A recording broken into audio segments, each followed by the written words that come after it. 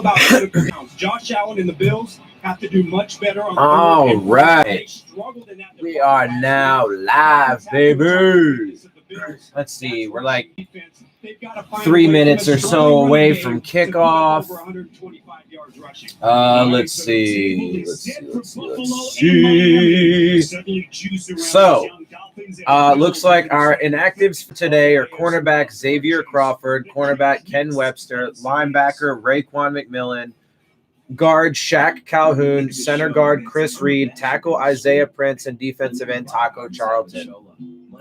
So defensive end Taco Charlton is a big name because he has like the most sacks that any of our easier way to shop for your pets.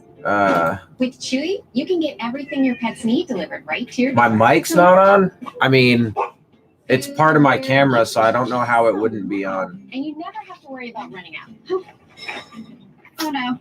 With Chewy's auto ship service, set repeat deliveries based on yeah. Sounds so easy. So make the switch to Chewy and get everything. Are you sure you just don't have your volume down or something? Because save 30% on your first order at Chewy. I need you to bring the energy today. What the fuck? Push yourself. Come off the bike. Okay, come on, stay with me. Strong arms. Engage that core. Jesus Christ, this fucking craziness. Hey, can y'all hear me? Can you hear me? Can you hear me? Can you hear me? Can y'all hear me? I don't know why my mic about 2 years ago and leading up to our wedding. I mean, it should be good.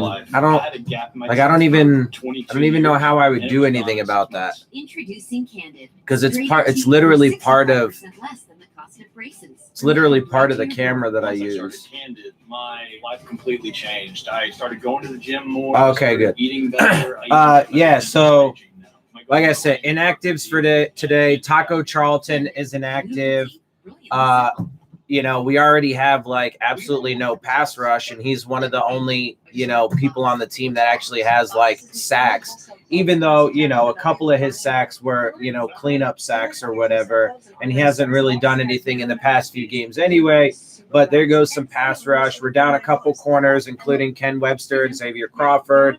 Raekwon McMillan's out of this game, so our run defense will probably, you know, take a hit, which is, you know, lame. Shaq Calhoun is out, Chris Reed is out, and Isaiah Prince. So 3 linemen, including Shaq Calhoun, who's been one of our starters for most of the season. So again, like, I mean, so apparently Raekwon McMillan and Taco Charlton, they have injuries. So apparently they're big enough injuries that they need to be held out. You know, according to the injury report, I believe they were listed as questionable. If I'm not mistaken, yeah. Taco Charlton with an elbow and Raekwon McMillan with a knee were listed as questionable. So they could have played. Apparently they thought their injuries were bad enough that they shouldn't, but those are huge.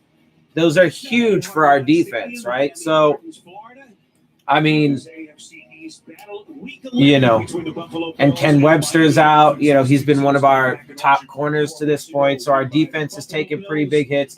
Shaq Calhoun, I don't know why he's out. He should be in the starting lineup. He's been the starter for most of the season. And then just randomly 2 games now, a couple games ago, and now this game, Brian Flores is just randomly deciding to sit Shaq Calhoun and not play him. So I don't know, man. I mean, look, at the end of the day, I mean, it doesn't matter. Like, it doesn't matter how many like weird, strange, or odd things they do. You know, I mean, like I said, with Raekwon McMillan and Taco Charlton, you could argue that those guys are being kept out because of injuries. But Shaq Calhoun doesn't have an injury, and he's one of your best offensive linemen. So and your quarterback right now has a throwing shoulder injury. So why are you keeping him out? And then you have your offensive line has been struggling all year, to say the least. They've also been getting hurt. So why are you keeping out so many offensive linemen? Chris Reed, who at one point was a starter, Isaiah Prince. At one point he did I don't know if he started a game, but he was in the lineup, certainly because of injuries and stuff like that. So, I mean, there's some concerns with the inactives, at least from the perspective of, we're losing some pretty, important names, mostly on defense with McMillan and Charlton being out. So we'll see how that plays out. Whatever, man. I mean, like, this Miami team is basically where we were that first year. All right. So let's see how this game goes, guys. I mean, at the end of the day, like I said, the things that I'm looking for are, first and foremost, are we able to come away with a W? Because I want wins, man. I want to get a win. So can we, by the way, we're kicking the ball off. The Bills are getting it to start the game, so that means we get it coming out of the second half, which I always like that. I'm not sure who got the coin toss, so I don't know who made it that way.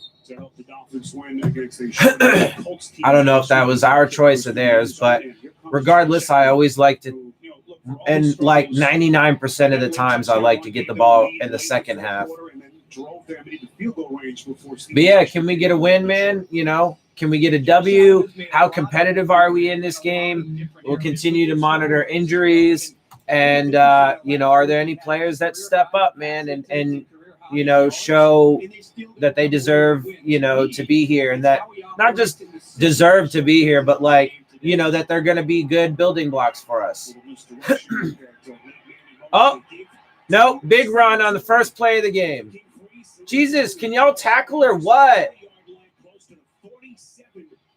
And that's the kind of start that the Bills were looking for. Finally tackled by Jamal Wiltz. But it's a pickup of 22 for the Miami. Yep, 22-yard run from the Bills on the first down. First play.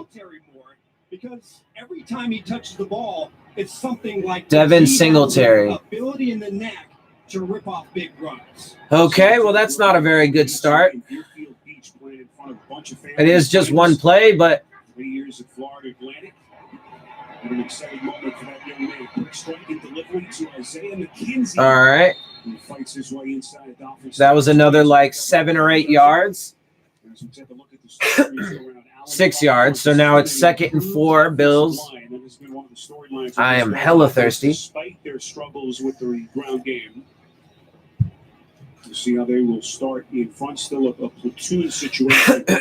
All right. Before getting to start, we will see Ty and Secchi in this game.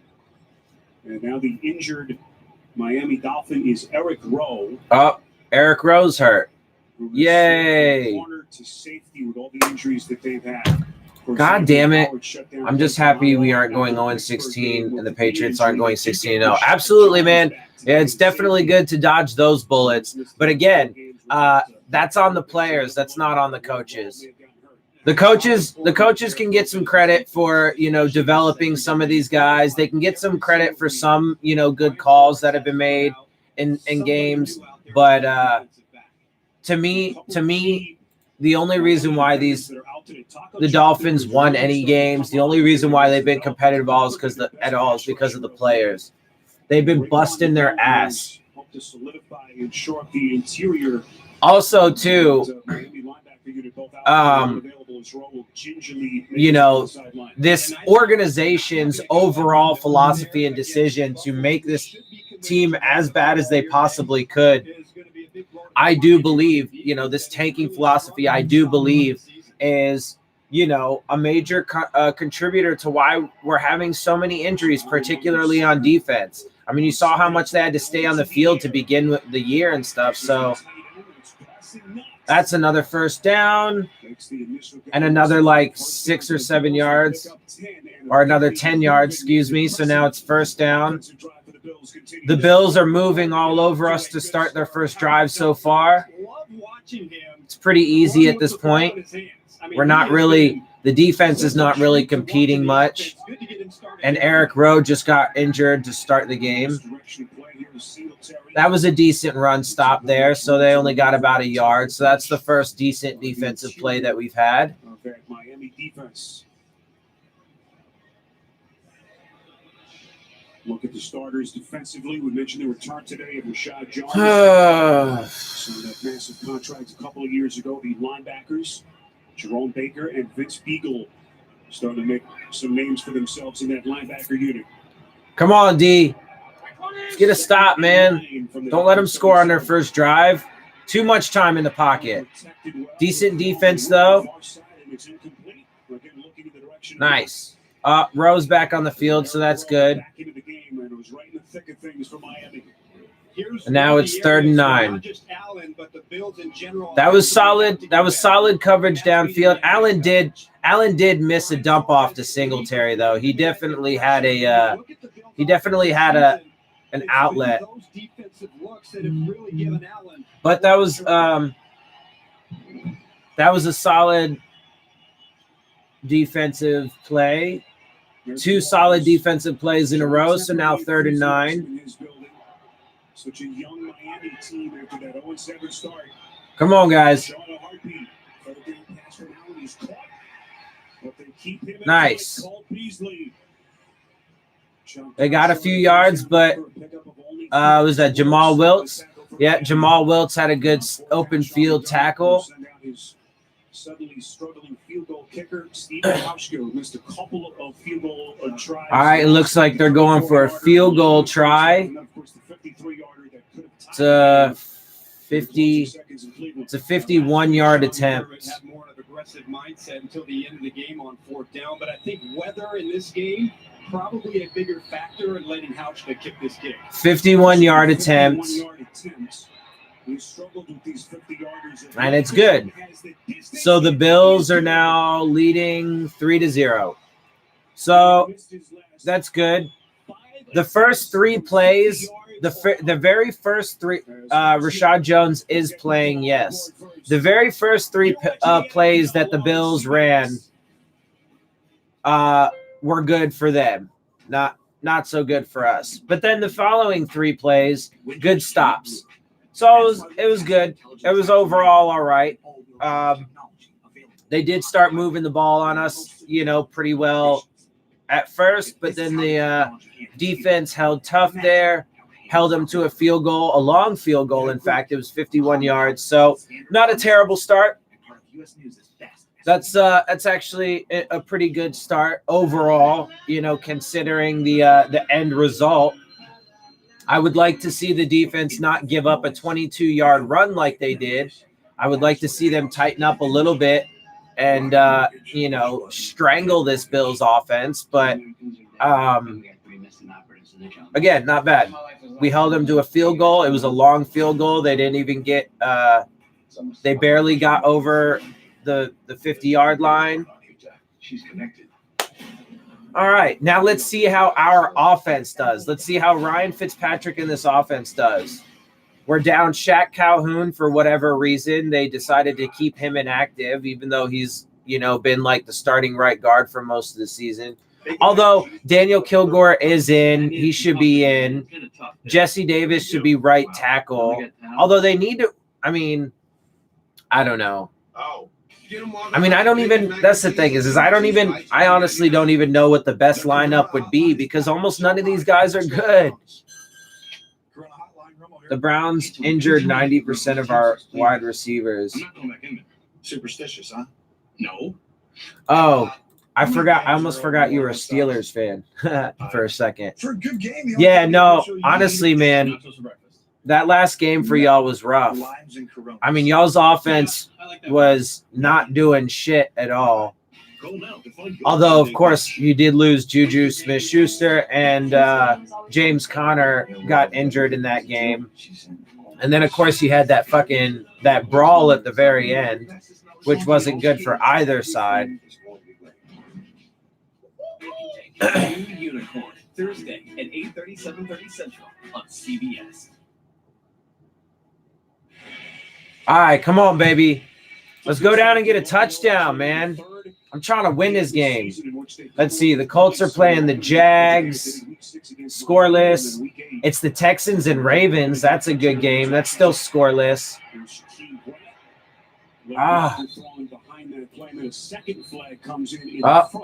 There's some flags out. The Jets are playing the Redskins today. See, I'll be rooting for illegal block in the back on us on the kickoff. So half the distance to the goal, so we're backed way up. Bengals are playing the Raiders. The Raiders should lose that game. I mean, the Raiders should win that game. That's at 125. That's a later game. The only reason why the Jets just scored a touchdown apparently against the Redskins. The only reason why I want the Jets to win is just because I do like Adam Gase. But since I hate the Jets and their arrival, that was a massive loss on first down. We're down to like the 2-yard line now. That was a huge blow up on that first Balaj run. But again, dude, why are they – look, man, Balaj has done absolutely nothing. But, of course, that was – our left tackle just totally missed his fucking blocking assignment. Totally missed his blocking assignment. It's man, this is not good. 2nd and 15 on our 3-yard line. And there's another run stuff to Balaj. Loss of yardage. Why? Why are they doing this? Why, bro? Nah, see, I'm sorry, but that's terrible play calling. And choice, dude. Balaj obviously isn't doing anything. Why are you sticking with him? Why have they stuck with him? Use Mark Walton, Mark Walton's not in this game. Use Patrick Laird, dude. Use Myles Gaskin. Use one of these other guys. Give them a shot. I've lost faith in Rudolph. Look, man. Don't lose faith in him over just such a small sample size, man. He's in a rough spot right now, and make sure you keep it in full context, bro. Like he's fucking missing guys, dude. You lost Le'Veon Bell and Antonio Brown to start. Now Smith-Schuster and Connor, your two biggest play threats are so give him some time, man. Don't fire and brimstone him just yet. By the way, my voice is a little hoarse today because I went to the Bernie Sanders rally that was in East LA yesterday, and I was doing a lot of yelling. So if I sound a little scratchy or if my voice cracks at any time, then okay. Well, come on. Can somebody tackle? Jesus Christ. So not only did we end up, on the kickoff, we got a penalty, half the distance to the goal. And then 2 Balaj runs got stuffed for losses of yardage. We were on like the 2-yard line. We picked up a few yards on the very next pass, but it wasn't enough. We kicked the ball because we went 3 and out. And now they have great field position to start their next drive because they got a good return on the punt. So they are starting this drive, their second drive on our side of the field. They are on the Dolphins' 42-yard line, 1st and 10. A run to Devin Singletary. He should have. Yeah, that could have been. It ended up being like a 1-yard gain. That definitely could have been a much bigger run. He just barely got tripped up. Miscommunication, perhaps, between them. I think it was the corner out there. He just got tripped. Just did a great job. He just tripped over somebody. And Singletary just got caught up on his feet. Yeah, he just got tripped. He just tripped. Oh, come on. God damn it, dude. We almost had Josh Allen dead to rights in the backfield, man.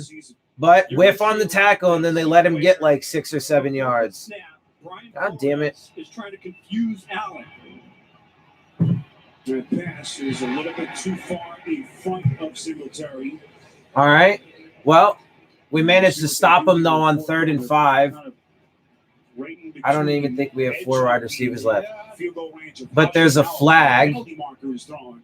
And just might be out of range. Let's check the flag here from Novak. It was thrown at the bottom of your picture in front of the Miami sideline. What's this flag for? 12 men on the defense when the ball was. Wow, we had 12 dudes on the fucking field, bro. That's going to be a first down for the Bills. You know, they even caught us off guard a little bit and quick snapped that ball, but recognize that the Dolphins were late substituting. Wow, so that's fucking – they were late with their substitute. They had 12 dudes on the field. So that's going to be a first down after we – oh, no. 3rd and 1.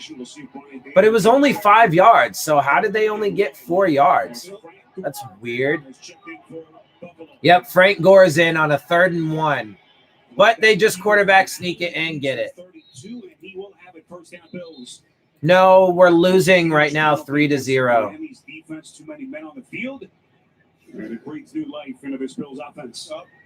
Yeah, I mean, so far, the Dolphins offense has played like garbage. The Dolphins defense has played okay, but we're making too many mistakes already. We had the penalty on the illegal block on the back on that kickoff that hurt our first offensive drive. We just had 12 men on the field penalty.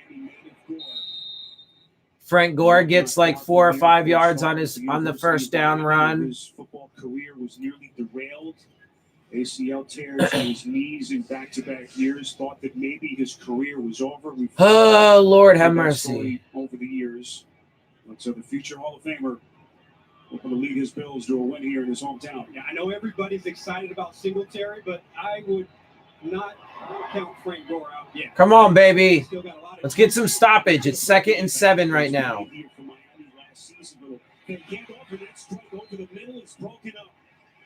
Intended for John Brown over the middle. Nice. Needham on a good defensive play. Needham, who's emerging the last couple of weeks. These quarterbacks we've been playing, though, man, the past few weeks, like, Needham has been doing some good things. But still, though, like, and that was definitely a good play by Needham, without question. But Josh Allen should have put that ball better, man. Like, these quarterbacks are not fucking – they're not doing great with their ball placement. But again, though, that was part of what I was saying, man. It's going to be short by a yardage or by a yardage, by a yard. God damn it, by a yard. So it's going to be like 4th and 1. We'll see what he does here with Hauschka on the sideline. Yeah, maybe a little bit too far for a quarterback sneak. I do think it's interesting. And they might go for it. I don't know yet. Let's see. I think they're going for it on 4th. 4th and 1. I mean, they're on the Dolphins like 21-yard line, so it's not a bad – or a 22-yard line. So even if they don't get it, it's not even a bad call. And they got it pretty easily. We tried to bring a blitz that failed miserably, and they overshot, and then they got the first down. The Bills take advantage. It looks like they're starting to exchange words on the field, some of these players. Great read and a good push by the offensive line to pick it up on 4th down, and this is where the Bills have been dangerous and really. Now, see, our run game is hurting massively right now. Their run game is being very productive on us overall. We've had some decent run stops, but their run game is definitely winning right now. Nice. Oh, there's a flag. There's flags, and they're starting to fight on the field. Come on, man. Y'all need to chill out, bro. Don't lose your cool. I mean, there's flags. There's a bunch of flags on the field already, though. Although I don't think it has anything to do with the fighting. Against this Miami defense earlier on this drive. But this might be against us too, though. Now we wait the call from Scott Novak. Starting to rack up some penalties early in this game. There are fouls against both teams on the play. Fouls against both teams. Offense, number 16. Yeah, that was actually pretty Unnecessary roughness on the defense, number 32. Those fouls on 16. illegal block in the back by their offense and unnecessary roughness by us. But they will offset, replay the down, so it's 1st and 10. Crawley for Miami. As we take another look, Arch, at the back end of this play, you see Crawley with that initial shove. Oh yeah, those are pretty clear and obvious though. And Crawley, no, but see that's a stupid penalty by Crawley though. That unnecessary roughness. There was no reason to shove the player. You can't do that, man. He's a young player, yeah, but like, I mean, at this point, man, like even young players should know better than that because that was a good run stop. We actually made him lose like 2 or 3 yards there for the first time, so that's good. But I mean, they lost a yard, so it's 2nd and 11. But even young players should know that. It's not like, I mean, they grow up watching the NFL. They see other players, and yes, I know, heat of the moment and stuff. But come on, man, like that's not a hard one to avoid. Sean McDermott has to be pleased so far with the way they've moved the football down the field. Singletary. And that was a solid run on 2nd down. So it's 3rd and 5. I mean, they're already well within field goal range, so we just need to stop them from getting a fucking touchdown, man. It's 3rd and 5 right now. We need to get a stop. Come on, baby. As this offense now continues to quicken the pace, McDermott has put his trust in Brian Dable, his offensive coordinator. Come on, baby. The defense is doing all right. The defense is playing all right. They're not great, but they're playing all right. And they've had some stupid penalties as well. Nice. It was Needham there on the coverage for the Dolphins. Hell yeah. You just can't say enough for how Needham has played. Brown gets good position, and they're trying to work it, but Needham is right there, plays the pocket. Yeah, it was good defense by Needham on that play. That was one of the big things that probably the ball. Not only did guys like I don't know. He probably should have just tried another receiver. No, I mean, you take your shots. But that was good. Good defensive play. So the defense is playing solid overall. They are getting some penalties though that are hurting us.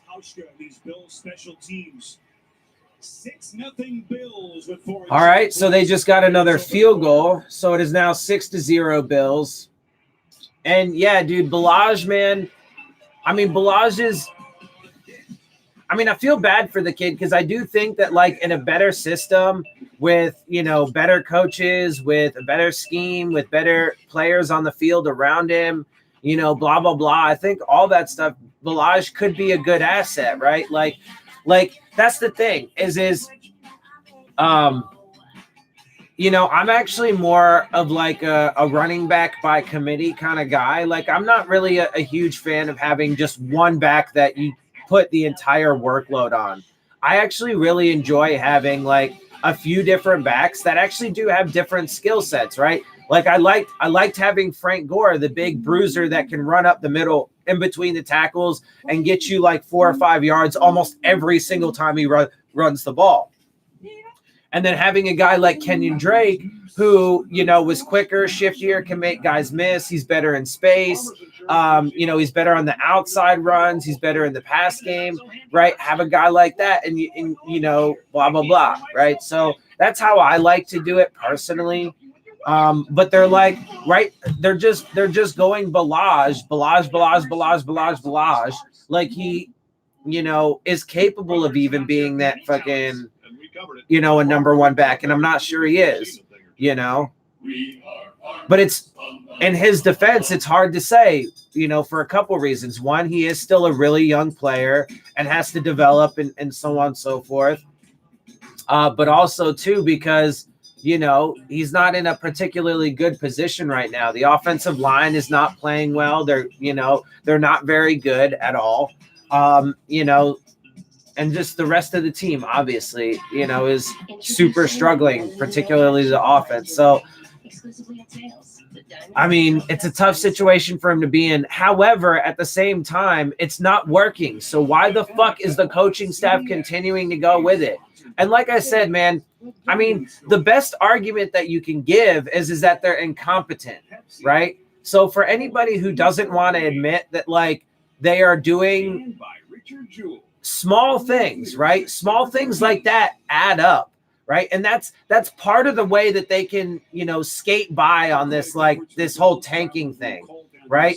They're getting lucky, and they're trying to get their cake and eat it too, right? So they're trying to get a quarterback in this next draft, but they're also trying to win, even though all of their actions have proven otherwise, the way that they systemically designed this team. But then there are so many examples of little things that this team has done in game, on the field, decisions that they've made with their personnel, how they've used them, like not shadowing Smith-Schuster with Xavier Howard, like randomly deciding to have Calhoun out of the game, even though he's not injured and he's been one of your top linemen.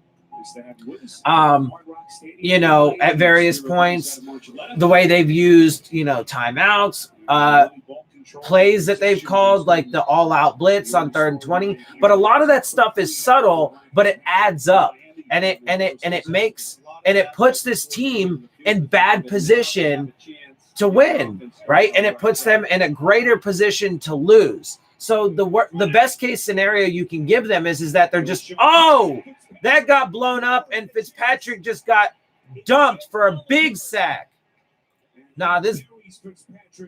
They keep putting him in, so we lose. Yeah, I mean, that's what I'm saying, bro. Like, and who is new on the offensive line this week? Actually, I think it's probably the same as last week. I don't think there's anybody new. In bad communication, and that's a free play for Oliver to get in the backfield. Yeah, I mean, that was just a disaster, though. It's now 2nd and 15. This Bills defense is destroying our offense so far. There's a Balazs run that loses yardage yet again. Wow, dude. I mean, this is fucking... I mean, again. So people can make whatever kind of arguments that they want to make for why Balazs is in. But he's proven to be a detriment, not an asset in this situation. With the offensive line we have, blah, blah, blah, blah, blah. He is a liability, not an asset. But they stay with him even though they have other options. They refuse, but they're supposed to be identified. Oh, nice. Allen Hurns and Fitzpatrick, baby. Nice. First down. See, bro, it's the players, man. It's the players. They are fucking playing hard, dude. That was all Fitzpatrick and all Allen Hurns. Look, Allen Hurns, there was guys around him. He had to come back. He broke off his route. He had to make an adjustment. That's the players, bro. That's the players. Them continuously trying to run Kalen Balazs, even though he's failing miserably. That's fucking... Oh! Nope.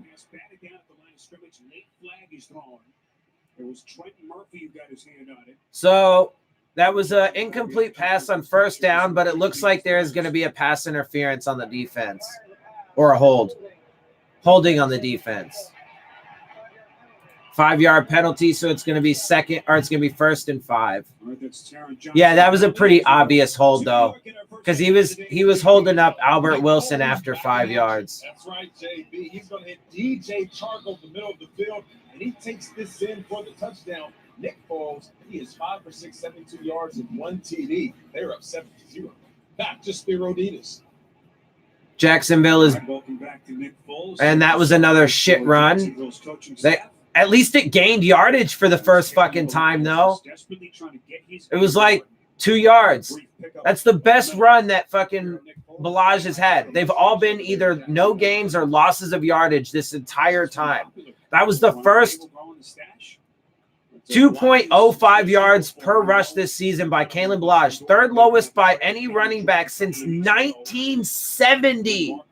Why are they still using him? Well, again, best case scenario is incompetence. Worst case scenario is they're trying to – oh, and Fitzpatrick just got dumped for a huge loss again.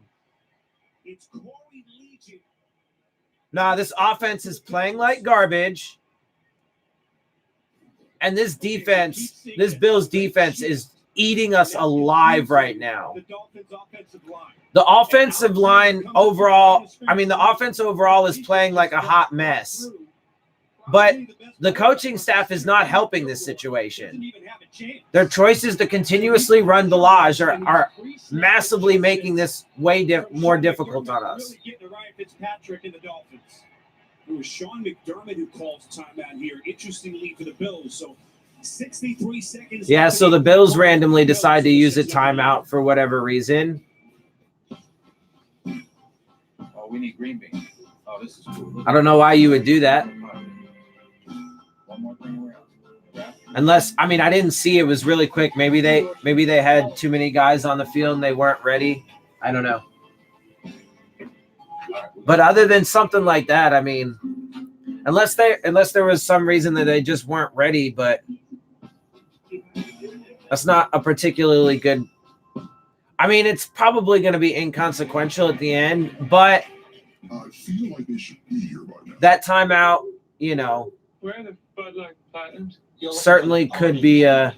Oh, it's the wrong roof to go. Bud Light Platinum, brewed for the night. Certainly could be needed at some point, although they are winning 6-0. They are about to get the ball back.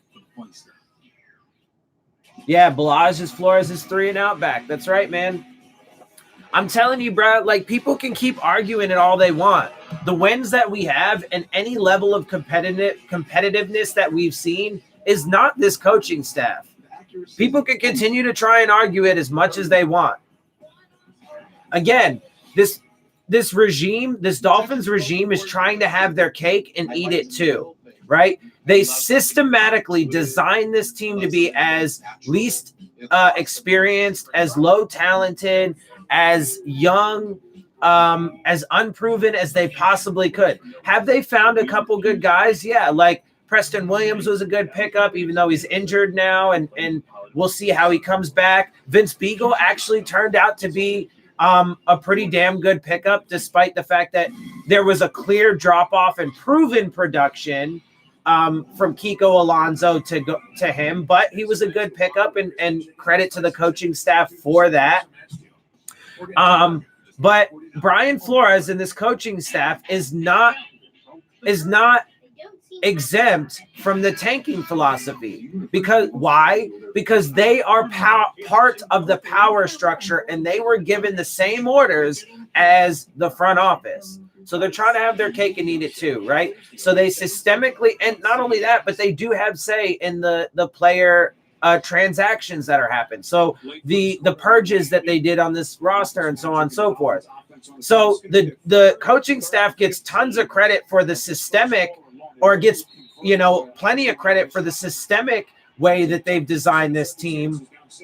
But there's plenty of evidence on field to show that they are trying to put this team in a bad position to lose. The only way the only reason why that they've overcome that at all is because the players, man. It's the players. It is not the coaches. They are part of the mess.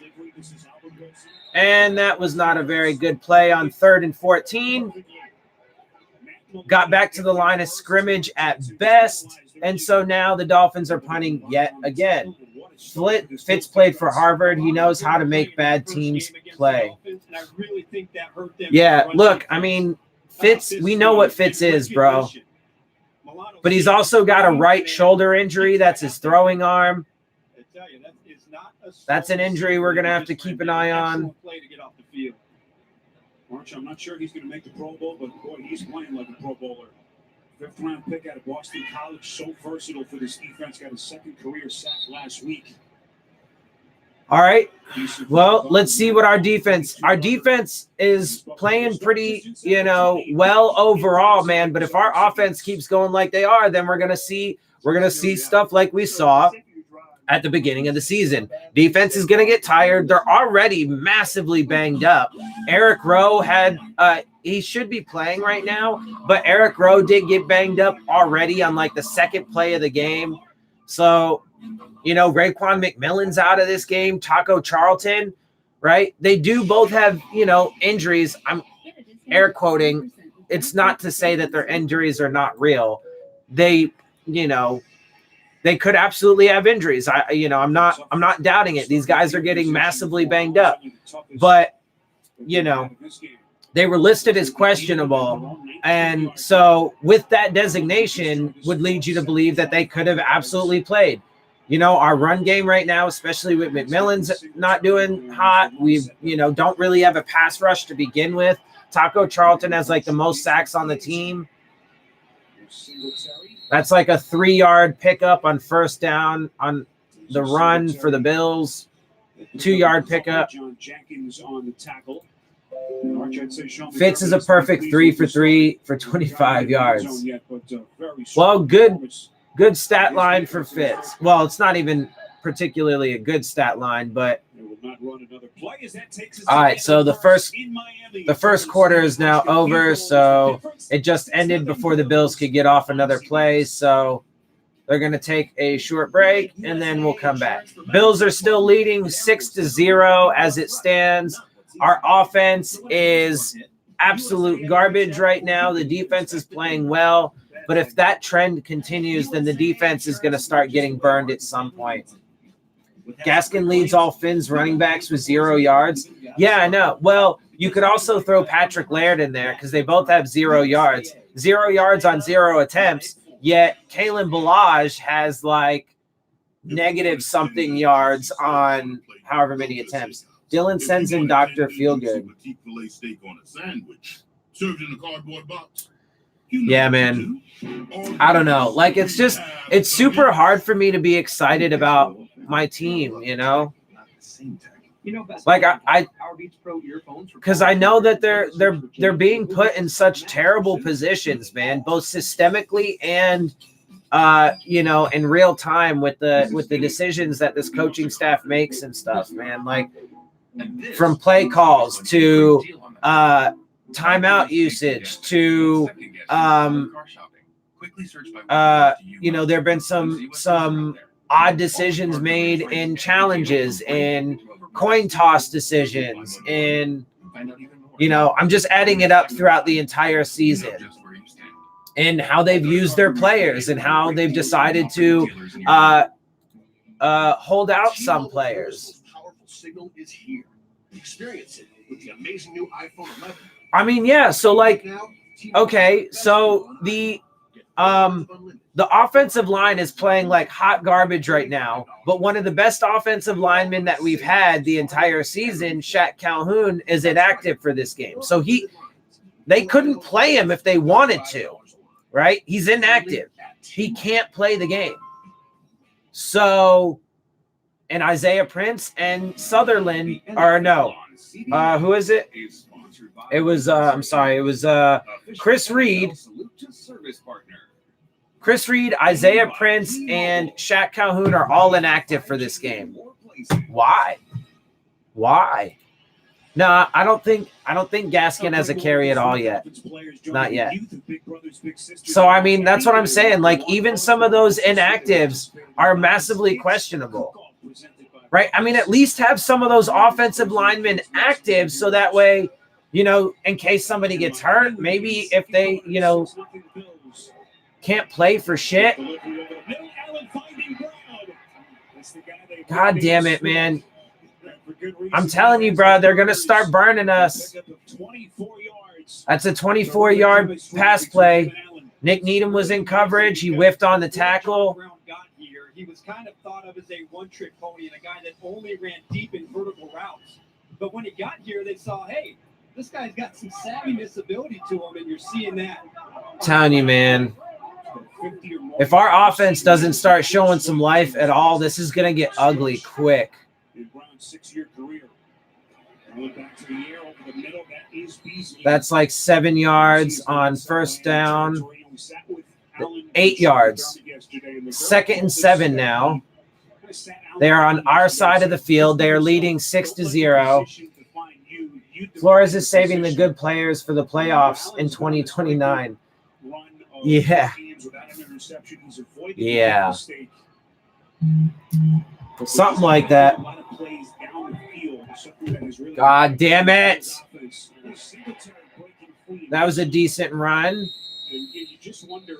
on 2nd and 3rd, so it's a first down. Maybe Allen, being careful, has kind of gotten away from who he is, the aggressiveness we've seen from him. That is the critical mistake for any player. Oh man, this is gonna get ugly fast, guys. And the key is you got to go out there and make plays. It doesn't do you any good if you take care of the football. We're getting back to the beginning of the season so far in this game. Offense playing like hot garbage. The defense is being the strong suit. Well, until that play. And look, Bobby McCain, man, he like total missed tackle. It's a touchdown. But it looked like that shoulder injury, man, is affecting his tackling, bruh. And speaking of big plays down the field, this is it. I mean, watch Allen. First, you've got great protection. But the offense is playing like garbage. The defense is our strong suit so far. I mean, Nick Needham was totally out of place on that one, and Bobby McCain just completely whiffs on the fucking tackle. That is brilliant play right there. He knows that it's too deep coverage. That Needham is playing underneath. Yeah, I mean, Needham played underneath. His coverage wasn't terrible because he did have some over-the-top help with Bobby McCain, but Bobby McCain has a separated shoulder, man, and he clearly couldn't make that tackle. So now 13-0, Bills lead, well, pending the extra point. As a rookie last season, that is his 11th of the year. And it's good. So now it's 13-0. 13 minutes and 9 seconds left to go in the second quarter. The Bills get the ball after half. So, I mean, as this game is shaping up already, it looks like we could end up, I mean, there's still a lot of football left to play, so hopefully this doesn't happen. But, I mean, this could turn out to be a blowout if we're not careful, and which would be absolutely terrible. Because that could put us back on track I don't know. I mean, hopefully we've definitively avoided being the worst team ever, especially since we do have 2 wins. So I'm not overly concerned about that. Obviously, we're not going to go 0-16 or 1-15, so that's not a concern anymore. But if we don't score any points, if we end up getting shut out, I mean, we still have, it is still possible we could be one of the worst teams on offense, one of the worst teams on defense. I mean, if they score 30 plus points and we score under 10, then it's not good. We have ball in second half. Oh yeah, I'm sorry. We get the ball in the second half. You're right. My bad. We kicked off to start. Appreciate that. Needham needed to get burned. His head was getting big. No, he didn't really get burned on that play. His coverage could have been tighter, but to be fair to him though, I mean, you gotta be honest, right? So with the way that was designed, that defensive play, he was supposed to play underneath. He could have been a little bit tighter for sure, but he did have over-the-top help with Bobby McCain, and that's how that play was designed. But again, first of all, Bobby McCain had, kind of a long way to run, so there's that. But he got to the guy. It could have been a big pickup. It could have been, a big gainer, but he could have saved the touchdown. He didn't because he couldn't make the tackle. Balaj is averaging, the graphic that they put up, just recently or just, a few minutes ago is that he's averaging 2.05 yards per play. 2.05 yards per play by Balaj on the season. That's third worst by any running back with 50 or more attempts since 1970. Oh, golly, there's another flag on this kickoff.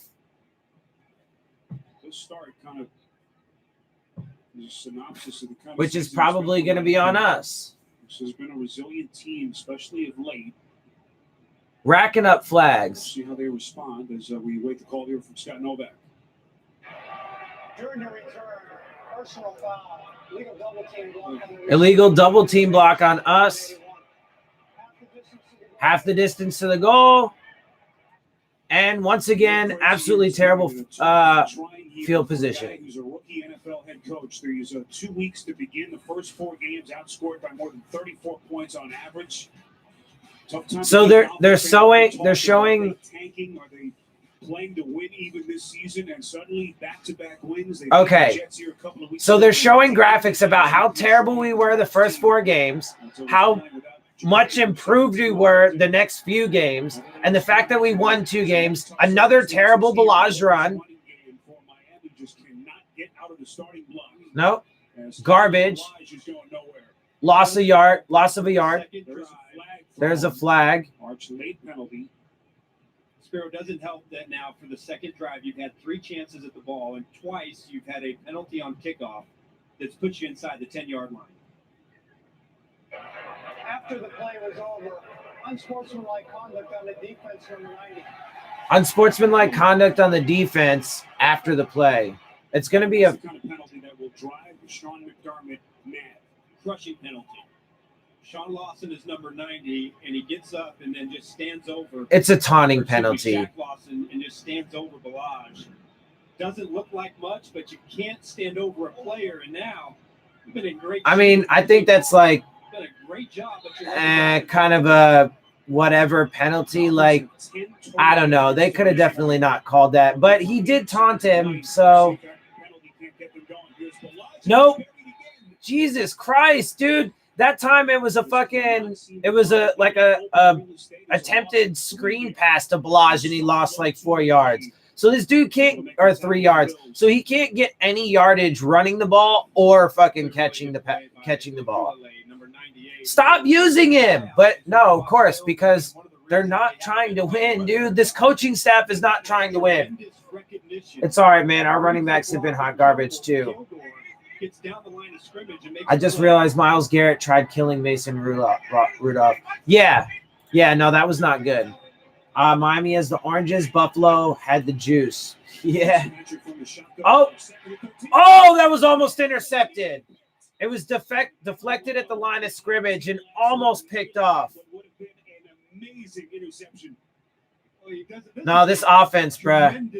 No, this is not good. This game is gonna get out of hand really fast, bro.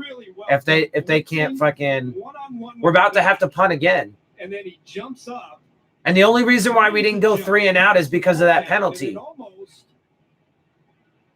Comes down with the interception. Man, yeah, he should have intercepted that, bro. You don't got no hands, man. Just grab it.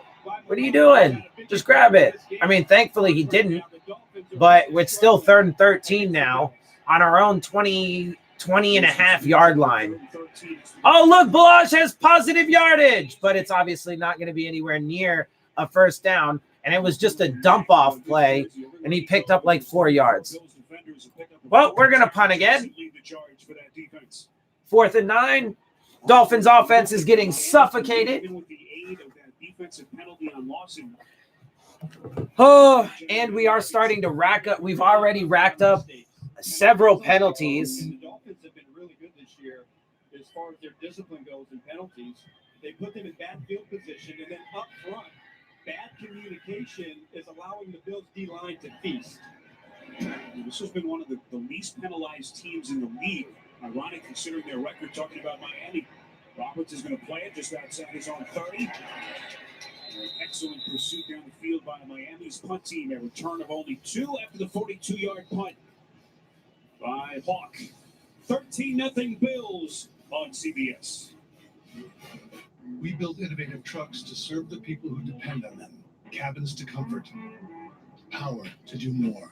Now to say thank you, we're extending our employee pricing plus to everyone. What's right for the people who build your trucks is right for you. Welcome to the Ram Nation. With employee pricing plus all month long. Right now, purchasing at $11,075 below MSRP on the 2019 Ram 3500. Ram Man writes, if you like boneless wings, you dirty.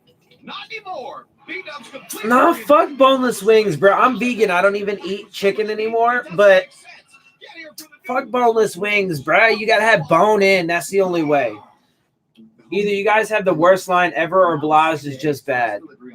We do have a terrible offensive line. I don't think Balaj is terrible. Again, I think if he was in a better system with better coaches and better players that were on the field, and if he didn't have to be like, you know, if he was playing in a more of a committee backfield with other guys as well that have different skill sets, I think he could be a really good piece on a team.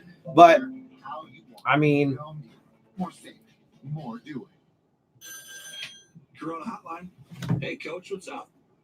I appreciate the offer, but I like it on the beach, not getting hit and all. Oh, there's perks. Sorry, Coach, we're not hiring. Call now to find your game day beach. The world is weird. Which weirder can it get? We work for the Catholic Church to investigate unexplained phenomena. You think it's possession? Don't kill any demons without me. You're in way over your head. Do you believe in ghosts? I guess I do believe in ghosts. Dear Scott, I wanted to send you a note personally thanking you for your service to our great country. Your incredible sacrifice and selflessness is extremely admirable. I will be right back. There'll be no NFL. I say thank you. Aerial coverage of today's game being provided by Goodyear. High above Hard Rock Stadium, Miami Gardens, Florida. Stop that. Spirit Santa March and letter list of our crew. Our producer, Jason Watts, Jim Cornell, our director. Say hi to my boy. Hi. Hi. Hi, guys. Hello. He's like, no, put me down. All righty. Here we go. It was like a 3-yard pickup on a first down run. They keep putting bad linemen in and feeding Balaj. Laird was clearly better in preseason, and he's nowhere. I'm telling you, man, again, people can fucking and like people will say, no, they're not. It's not the coaching staff, blah, blah, blah. No, it is. The coaching staff is trying their hardest to make this team, you know, just have bad situations, man. They're not putting this team in position to win. The players are putting themselves in position to win. But there's only but so much that they can do. That's another big play, although it might be coming back because there's a flag. That was an 18-yard pass play to Gore.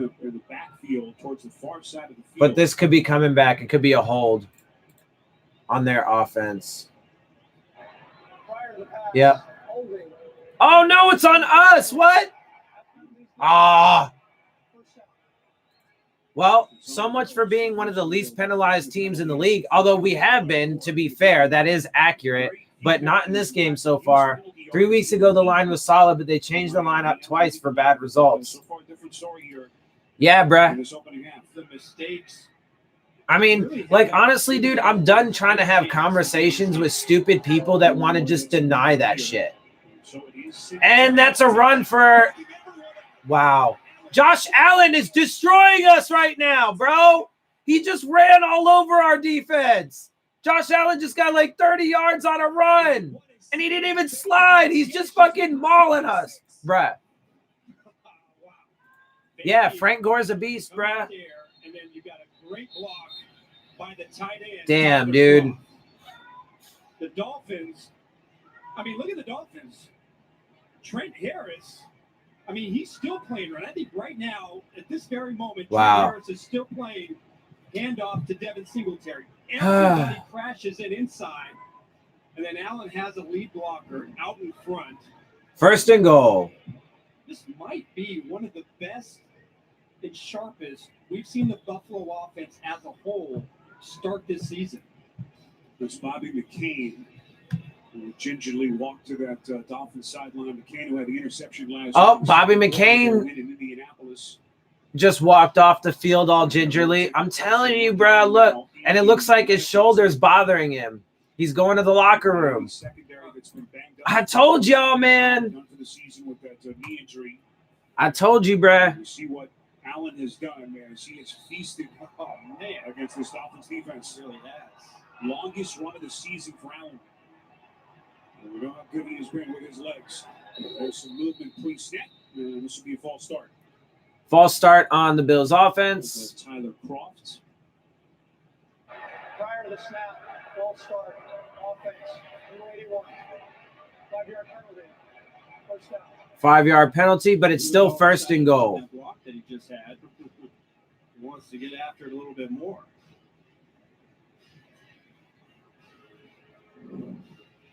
Sean McDermott giving him some advice. Words of encouragement. What do you think that advice is? Don't do it again. Yeah, right now, the Dolphins, you've made some mistakes. You haven't played well on defense, but somebody has to make a play. I mean, right now. Yeah, this is hot garbage, bro. Hot garbage. This defense is getting worn out, and they're getting injured, man. That was a solid run stuff, though. Does not indicate just how one-sided a game this has been. So Devin Singletary making his homecoming today. We told you earlier, grew up about 40 minutes up the road in Deerfield Beach. And it was interesting. We asked Sean McDermott yesterday, about the running game and Singletary. He said, we're still learning how much usage he can handle. We still don't know. I thought that was a pretty candid statement from McDermott. Well, he ran for over 4,600 yards in college. Come on, man. Let's get a stop. At least hold him to another field goal, for fuck's sake. That open space. Play action from Allen. Goes through his progressions. See if he throws across his body. That's where he's made some of his mistakes. And he just threw it away on that play because there was solid coverage. It's that throwing on the run arch across his body. You remember it from the New England game where he threw those 3 interceptions. Well, Sparrow, he's very different. Here's Needham taking the inside away from Brown, but he's a very different quarterback. When he goes to his right, that's when he tries to make the big throw down the field. Also where he makes some big mistakes. As a defense, come on, guys. Pocket, 3rd and goal. That's where he really has a hard time finding. Come on, let's get this stop. They can't get a first down, so. Allen on 3rd goal, kind of a side-on delivery. It's complete. They got it to like the 3-yard line. They're going to be short of the end zone. So they're short of the end zone, so we hold them to a field goal attempt. Yeah, we just, it's always going to be centered. So like I said, dude, this game right now is like very much looking like the very beginning of the year, right? In this game, our defense is holding us in it. Really shows up is his pocket awareness. I think they're kind of keeping things together for us. Although they have let up some big plays. But our offense is playing like fucking hot garbage. Half your roster might be injured. Nah, bro. Like we're massively injured. We have so many injuries. Maybe they went back to the hard tank after Tua went down. His voice was a universe of its own. I don't know, but I mean that's the thing though. That whether they were planning to take Tua or not, that throws an immediate wrench into the Dolphins' plans, right? The fact that Tua is now hurt throws a wrench into the Dolphins' plans. By the way, quick updates. The Colts are leading the Jags 10-7. The Ravens are beating the Texans 7-0 right now. The Jets are beating the Redskins 13-0.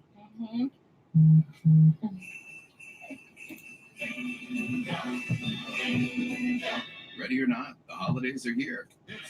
So warm up your holiday spirit with Donut Sticks, new chocolate dipping sauce, and a cinnamon cookie latte from Big Cafe.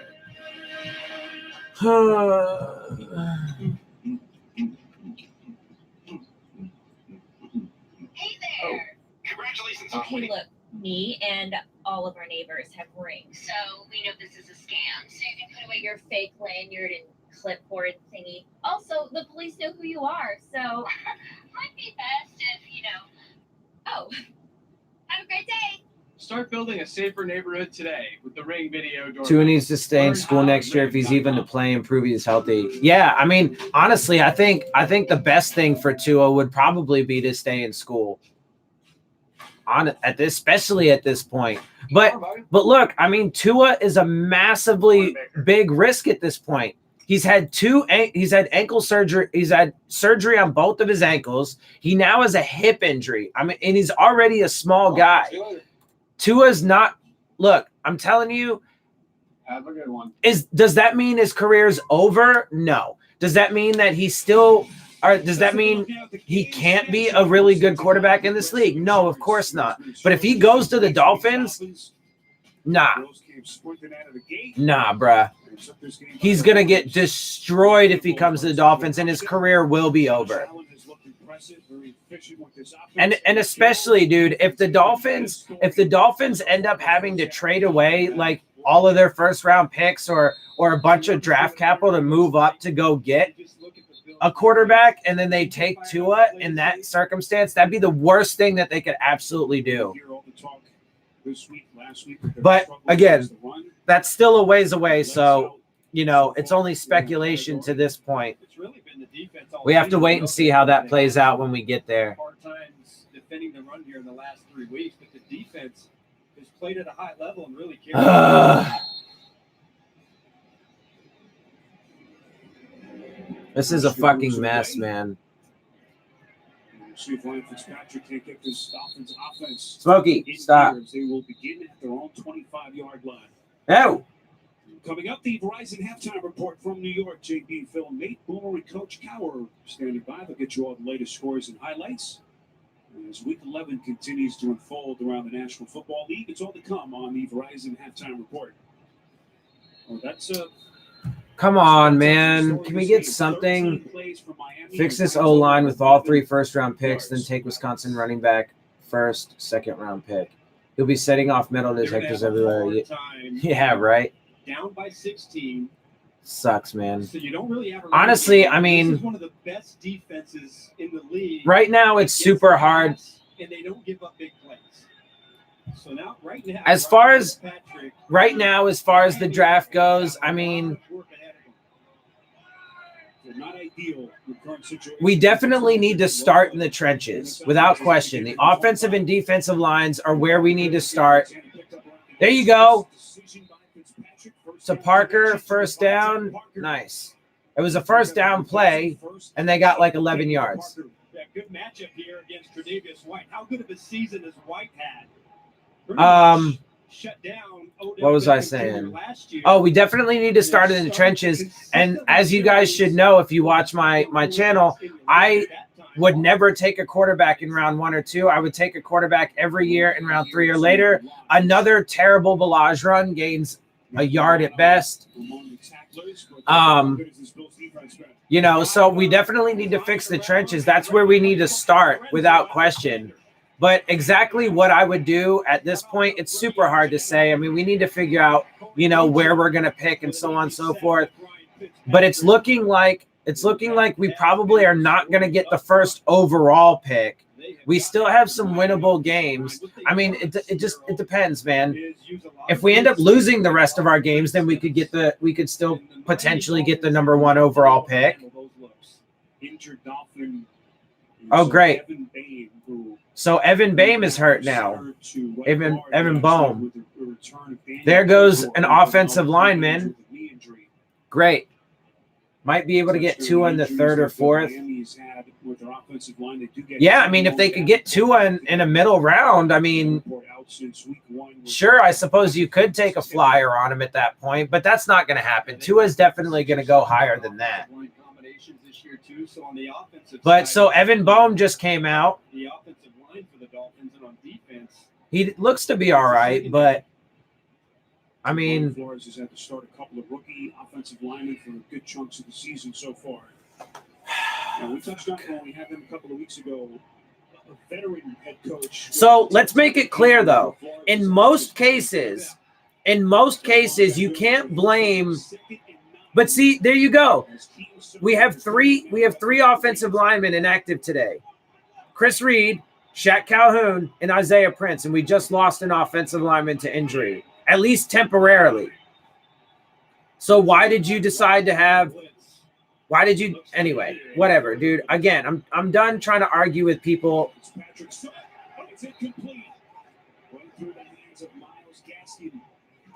It wouldn't have mattered if Gaskin caught that anyway. He was getting fucking drilled either way. Just give Balaj the ball another 100 times. An easy 1 yard per carry. Yeah, I mean, this is. But then there's Milano with a chest flag. Arch, how good is this guy linebacker?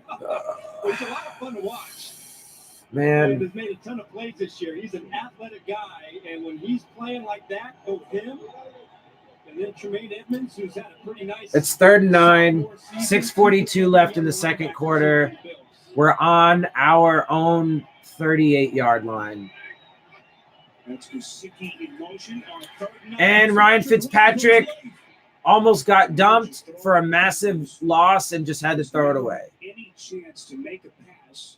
Taron Johnson and Lorenzo Alexander were coming with the heat. They don't blitz. This is getting out of hand really fast, Brad. When they do this year, they've been effective. Honestly, at this point, with the way that the offense is playing, with the penalties that we've been accruing, with the terrible play calling and personnel decisions of the coaching staff, I think we might get blown out, dude. I mean, they're terrible. They don't make any adjustments going into the second half. Right now, it's 16-0. Bills lead, and they just got the ball back because we just punted it to them. But it's all Bills. All right. I need to cut up some weed, man. I need to smoke. This is like depressing.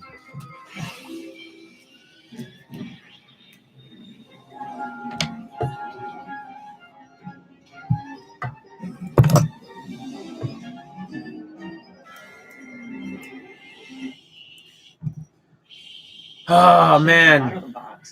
It doesn't help that I'm super fucking tired. It's been such a long week, man. I've been working my fucking balls off. One of my cousins just died. She was 25 years old, man. We need to fix this fucking world, bro. Everybody happy? Eat this. Like the cilantro with the onion and the jalapeno and like the tomato. You put that in your mouth and like your taste buds go crazy. Appreciate it, man. Yeah. Oh, I love it. Yeah, unfortunately, I mean, she had some issues with like alcoholism, and she ended up having a seizure. They were unable to resuscitate her, so she passed away. But the seizures were because of the alcohol problems that she had. So, but 25 years old, man. 25 years old. We need to fix this fucking country, man. I know this is a little bit different topic, but it applies to football too, man, because the NFL is proving time and time again that they don't give a shit about player safety. They don't give a shit about the quality of the game. All they care about is their fucking money. And that's because they are just like almost every other major corporation in this country. All they care about is their money. They don't care about their employees. They don't care about their customers, and they don't care about the country. So the NFL is not going to get fixed until we fix the country. And we're going to keep having people die to gun violence. We're going to have people die because they can't get the right treatment for their drug addictions or their alcoholism. We're going to have people die because they don't have health care. because this country is fucked up. You would think they would do something after the Steelers-Browns game. I mean, they did. They suspended Myles Garrett indefinitely. Mike Pouncey suspended for 3 games. The teams were fined $250,000 apiece. There were pretty big repercussions, but they don't ever do anywhere near enough. A lot of nutcases have tried to fix the world.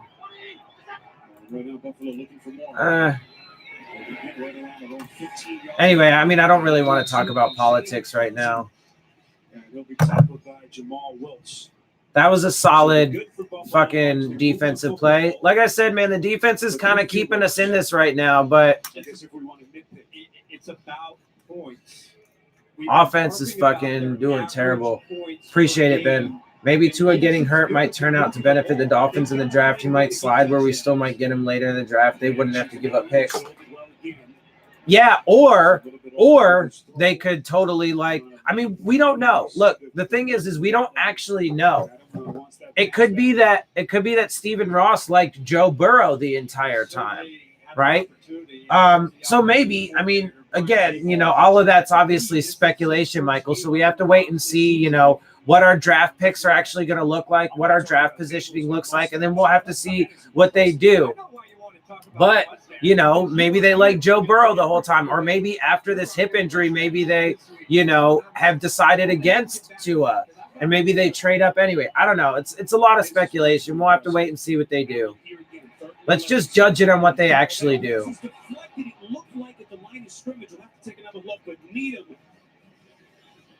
Just couldn't squeeze it. All right, that was a solid defensive effort there. And wow, really nice jam at the line of scrimmage from Needham. Really all over John Brown. And good coverage by Needham. Needham is definitely one of those players that could be a potential, keeper. Needham could not pick off that pass, but that was one of the few poor decisions and poor throws that Allen has had today, and he got away with it. But so we got a defensive stop for the first time. They have scored on every single one of their possessions. Yes, 3 of those scores are field goals and not touchdowns. But I mean, the offense, the Bills' offense, and the Bills have been doing their fucking, their job. They've been scoring on us, and they've been destroying our offense. But and our defense is holding us in this game. They're holding us in it, man, but not for long if it keeps going the way it's going. If our offense doesn't get any life, sometime soon, then this game is likely to turn into a blowout and potentially even a shutout at the same time, which would be devastating. But let's see what happens, man. That was like a 6-yard pickup to Allen Hurns on a first down pass. 5-yard pickup on first down. So here we go for Miami. Oh, wait. What am I doing? Nothing going offensively. But if you can sneak up some All right. points here, suddenly it's a different game. The ball has to come out quick, and you've got to find a way to make Buffalo pay for sending blitzes on almost every snap. Oh, Ryan Fitzpatrick just got drilled on as he was passing, and it's incomplete, 3rd and 5. That'll stop the clock at the 5:04 mark of this first quarter. See what the Dolphins did in the first matchup with the Bills. We have 30 total yards on offense right now. So far in this game. A little random balloon out there on the field. There's a balloon on the field? Still a lot of fun out there. But you go back to that first game, where the Dolphins were much better? They actually ran the ball really well, at least in that first half against Buffalo. And I think that's what kept It's 3rd and 5 right now. Not happening in this game. The Bills have just been able to pin their ears back so far. There we go. Hell yeah, Parker. Go, baby, go. Oh, nice. Hell yeah, that was so close, though. Burrows and Herbert are the leaders now. Yeah. I mean, Tua's definitely, honestly, the smart thing for Tua would literally just be stay in school at this point, because he's going to need to show teams that he can recover from the hip injury and be good. They don't get deep enough, when he comes back. Honestly, it would not make sense at this point for Tua to come into the draft because he's gonna fall significantly. Come on, baby. Let's get this score. And suddenly there is life. It's amazing what chunk plays do for your offense. And when we asked Fitzpatrick, where do the big plays come against this defense? They just don't give up a lot of big plays, and teams really kind of stay away from attacking the Bills secondary. And he said that they just have to be able to pick their spots, and when there's the opportunity, they've got to capitalize on it. And that's exactly what they did. Come on, baby. Let's punch this in.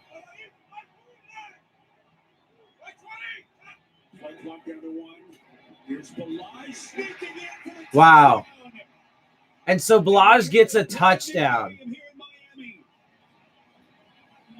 He's averaging garbage fucking wow.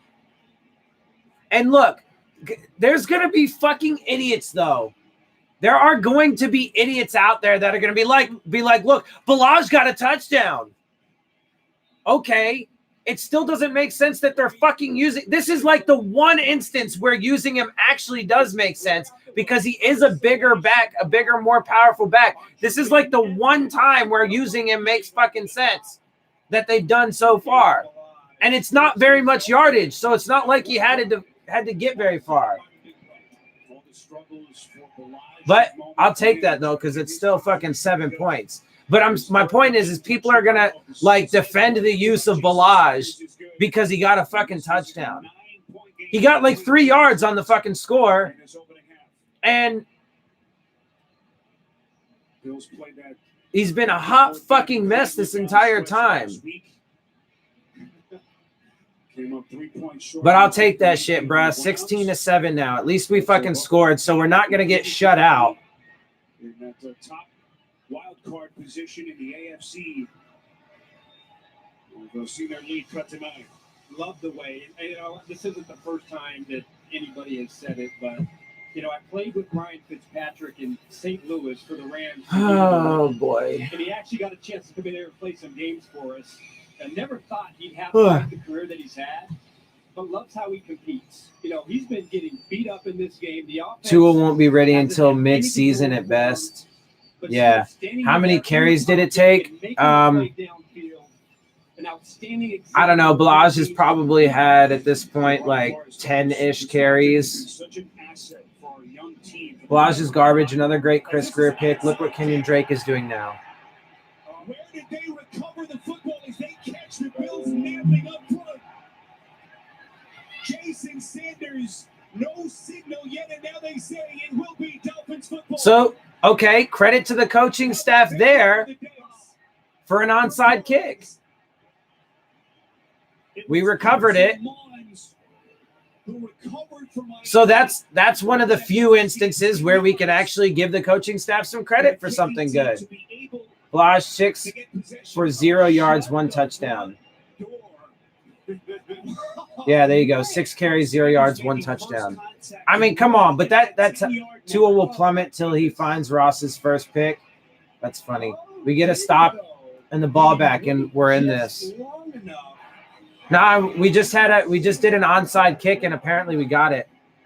Although they are reviewing it, so. Brian Flores has coached with an aggressive manner this season. He's gone for it on 4th down. He's been aggressive on defense. And wow, how well executed was that onside kick?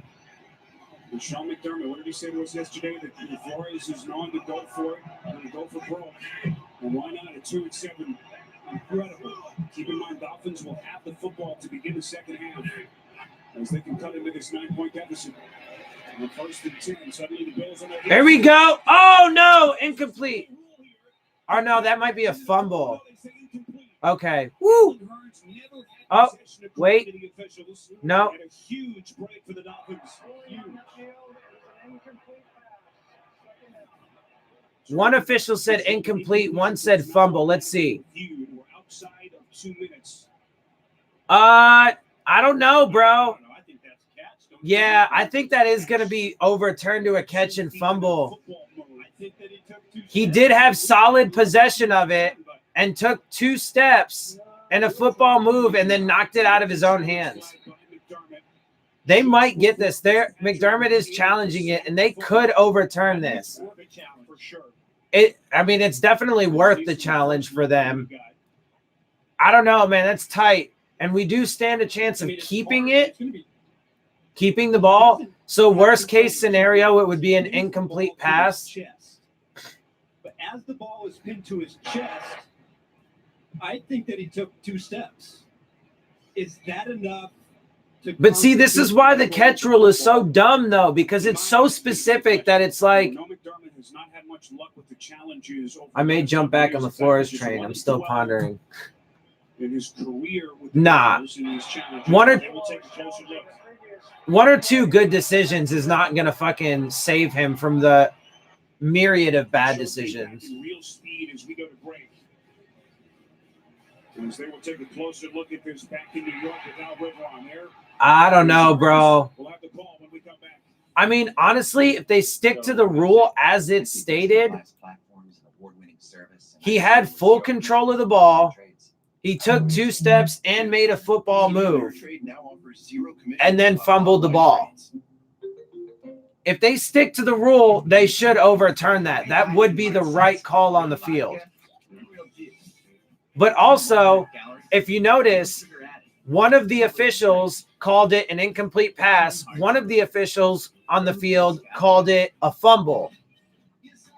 The official that called it an incomplete pass called it an incomplete pass before the other official said fumble. So the official ruling on the field is incomplete pass. So they do need to have definitive evidence to overturn it, so we could luck out there. However, I mean, if they stick to the rule, that seems like a pretty clear overturn. Can I sell you a ticket on the Titanic? No, thanks. But, I mean, look, you know, all the Dolphins fans that agree with the tanking philosophy and what this regime and organization is doing, they have, you know, that's a solid analogy, man. They willingly bought fucking – now, to be fair to the people on the Titanic, they obviously didn't know it was going to sink prior to. But that would be like, you know, going back in time and then buying a ticket on the Titanic knowing what you know now, right?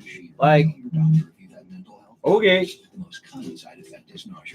Let's see. Let's get a quick update on some other games. The Colts are still beating the Jags 10-7. The Ravens are beating the Texans 14-0 at halftime. The Jets are beating the Redskins still 13-3. It's too late for me to find another partner, so I'm going to have to forfeit. Well, I could be a partner. Like I said, I'm going to have to forfeit the championship game. Those are the All right, practice starts tomorrow. Stop warming up the glutes. A new neighborhood, Monday at 8, 7 Central. Alrighty. All right, let's see what the. Yep, they're overturning it.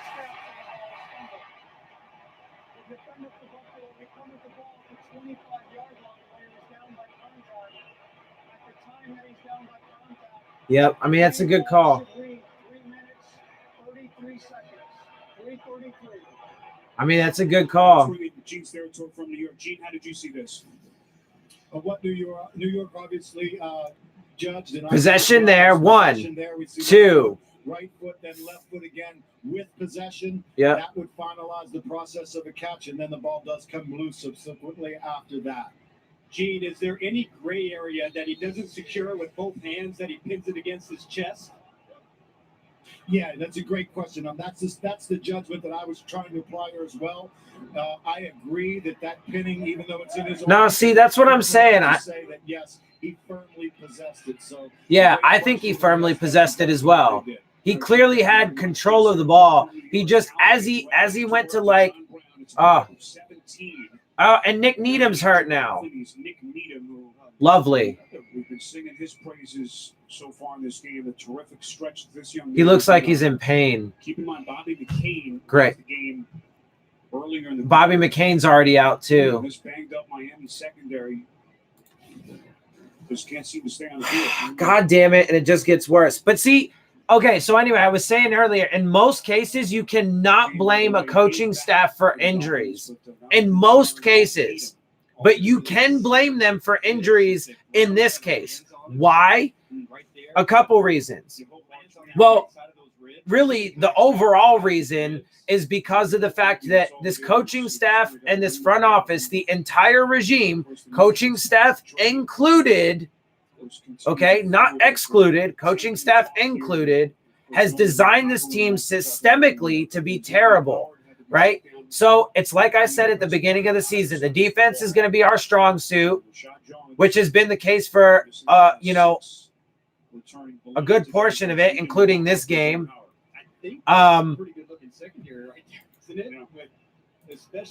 But they're going to spend way too much time on the field, and they're going to get injured, and the coaching staff is going to be responsible for that. Not just because of how they helped to design this team, but also because of a lot of the calls and stuff that they made. And the way that they're putting this team in position to have as little success as possible. In most cases.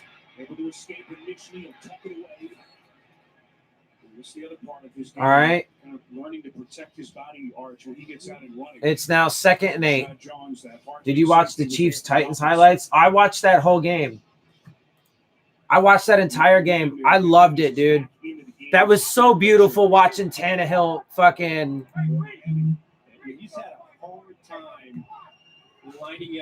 I love that, man. Tannehill fucking.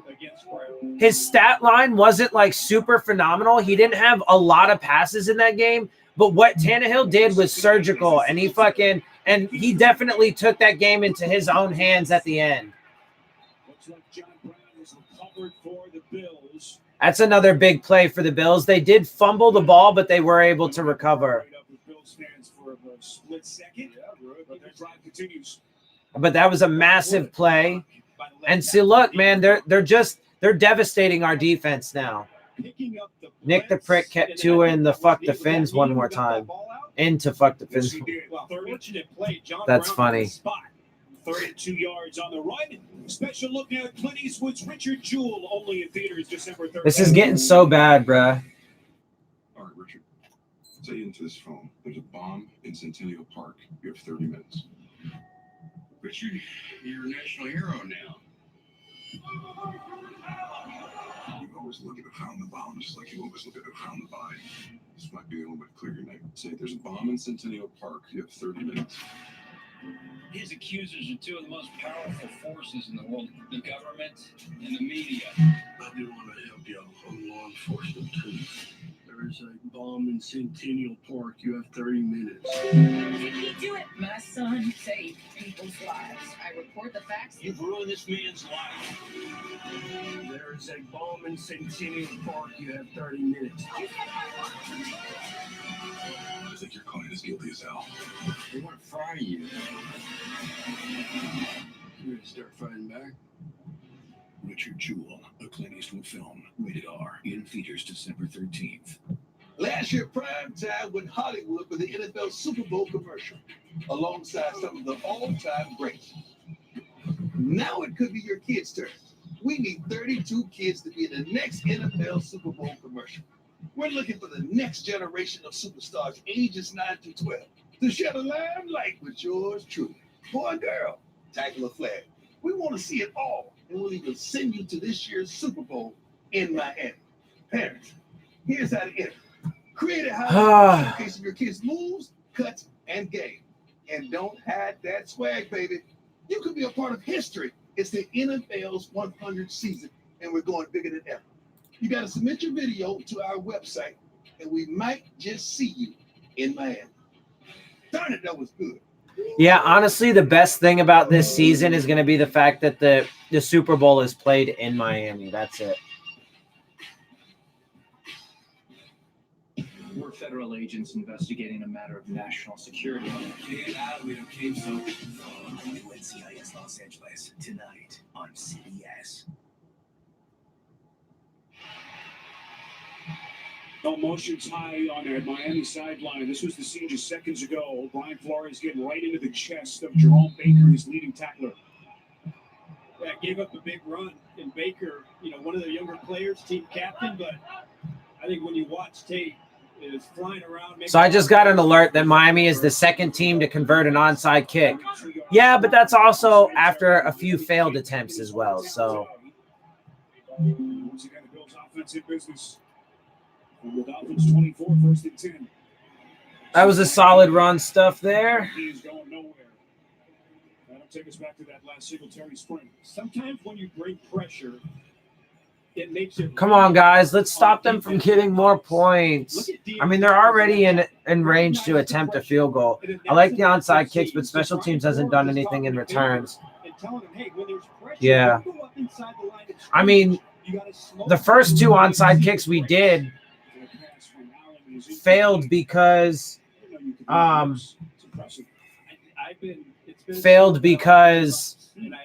of guys being offsides. It got called back. All right, it's 3rd and 9. Come on, guys. So 90 seconds, Bills with 2 timeouts. What about that discrepancy? Plays in opponent territory. Buffalo 22, Miami 2. Just left a golden opportunity to really capture some momentum with that big fumble by Allen Hurts. 3rd and 9. Come on, man. Allen over the middle, completes. First down and more. It's next, and he will stroll in for the touchdown. Bills touchdown. Awesome. 22-7. Yay. This appears to be an all-out venture, and I just can't tell if he's responsible for Knox. That's Eric Rowe, but everybody blitzes. Looks like Eric Rowe blitzes as well. Yeah, so that actually is kind of a questionable defensive call there.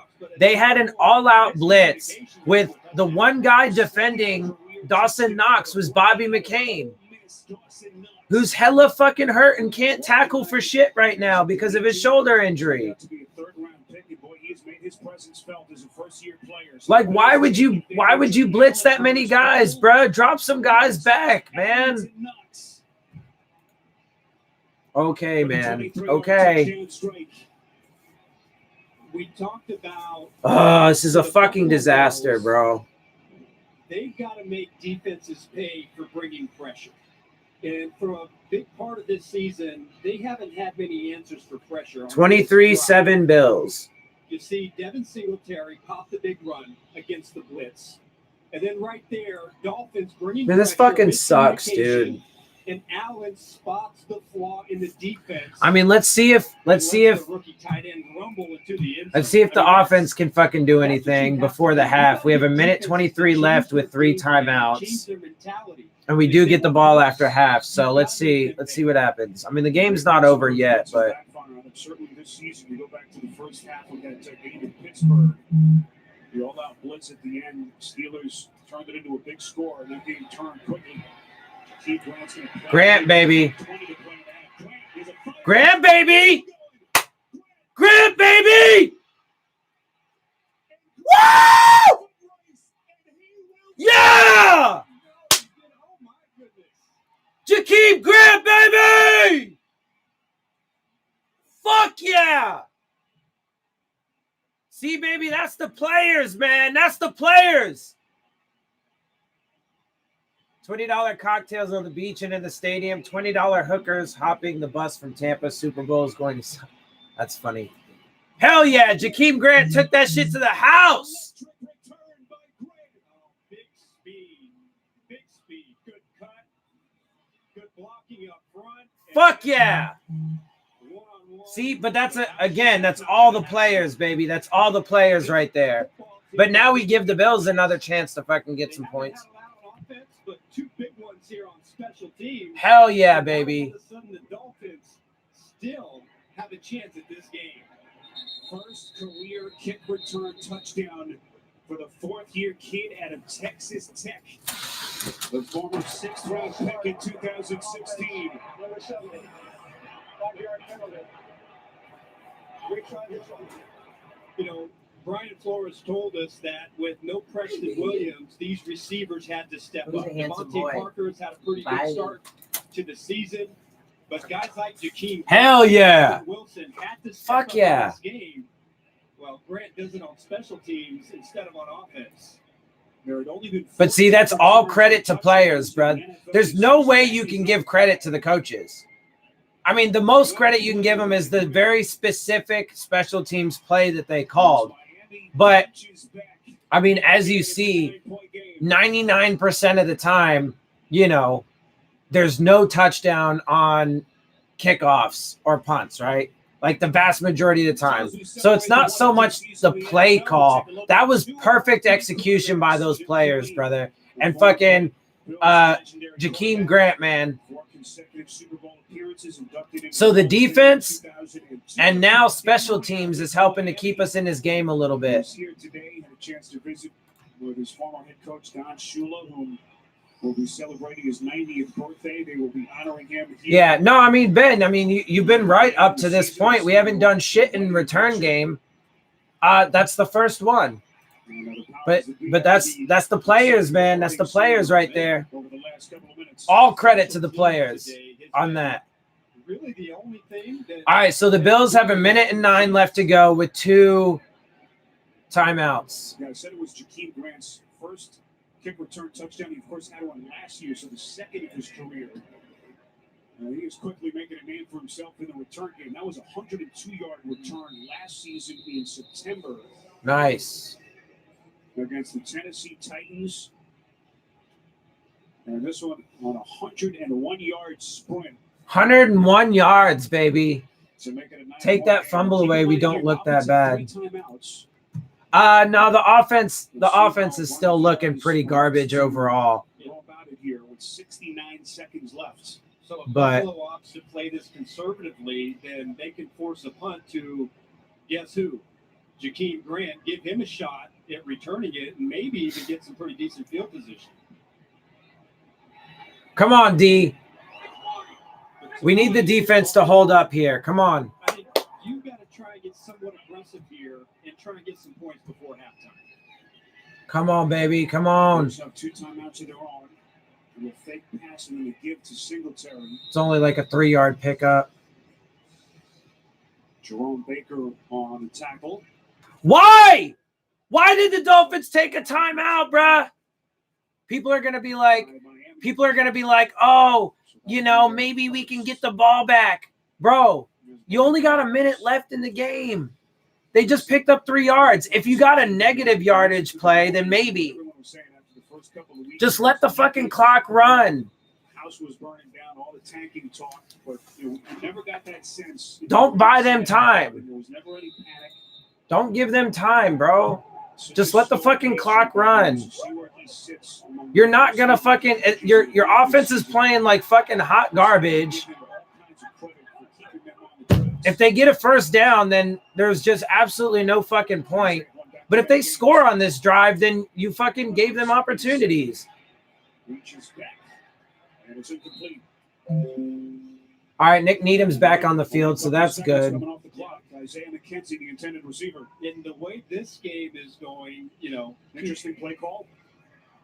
No, not really, because to me, if you're Buffalo, you 3rd and want to try 7. extend this drive. You want to try and get some points before halftime. I just thought the Dolphins did a good job of covering that, but you know, right To be now, fair though, against it's a not the team worst. here, It's not the worst example of him misusing a timeout. big return, But I still don't see really any point.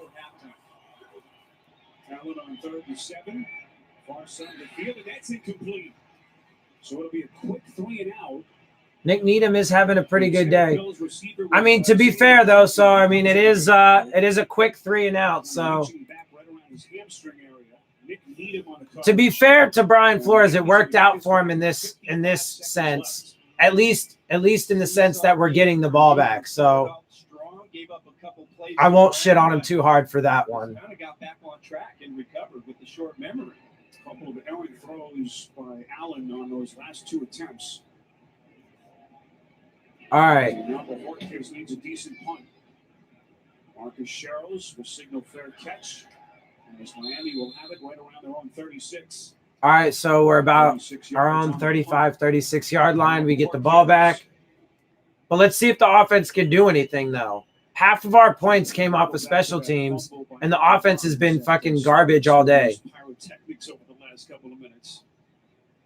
No shortage of excitement. The two biggest plays of the game offensively for Miami were crossing routes over the middle versus zone coverage.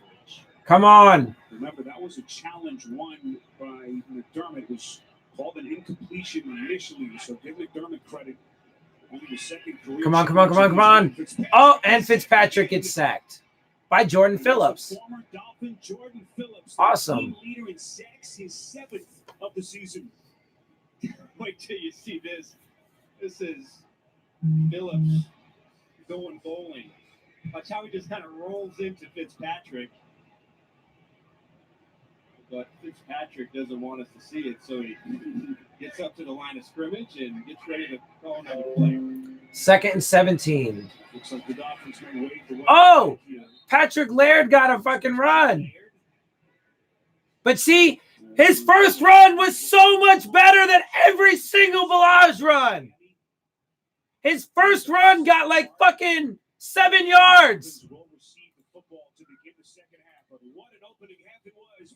And that's how it goes to the half. Really?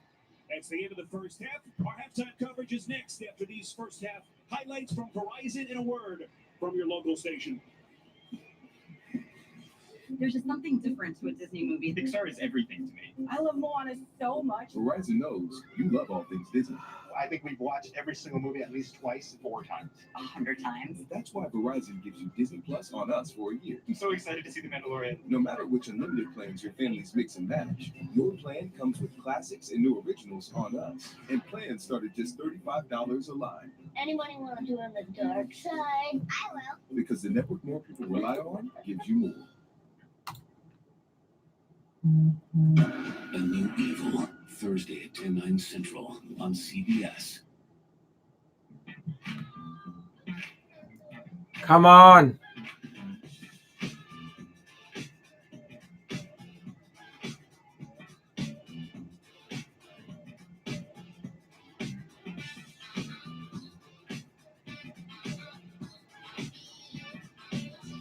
It's weird, bro. It's weird. Now you won't see him the rest of the game. Yeah, I know. Probably. They're probably just going to go back to Balaj. We wanted snow for the holidays. So we built a snow globe. Get that later. But the one thing we could both agree on was getting Geico to help with our homeowner's insurance. What? Switching and saving was really easy. I love you. Sweetie, hands off the glass. Call Geico and see how easy saving on homeowners and condo insurance can be. Looking for an easier way to shop for your pets? Yeah. With Chewy, Jesus you Christ, can get everything man. your pets need delivered right to your door. Delivered?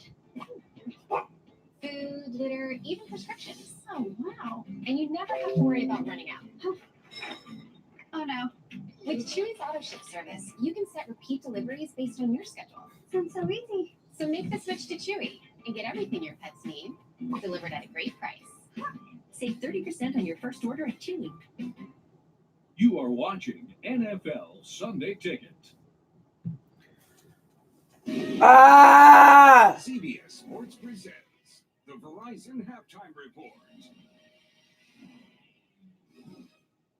And welcome back to our New York studio and the Verizon Halftime Report. The network more people rely on now offers more plans to mix and match. Well, it's halftime, so I'm so fucking tired, man.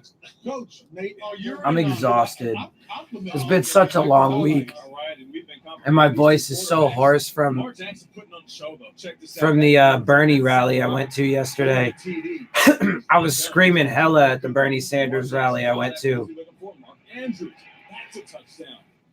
And here he is hitting his My fucking voice hurts. He takes this in for I'm all easy super fucking TD. hoarse and Lamar shit takes right now. 10 straight passes. He has 3 TDs and also 45 yards rushing.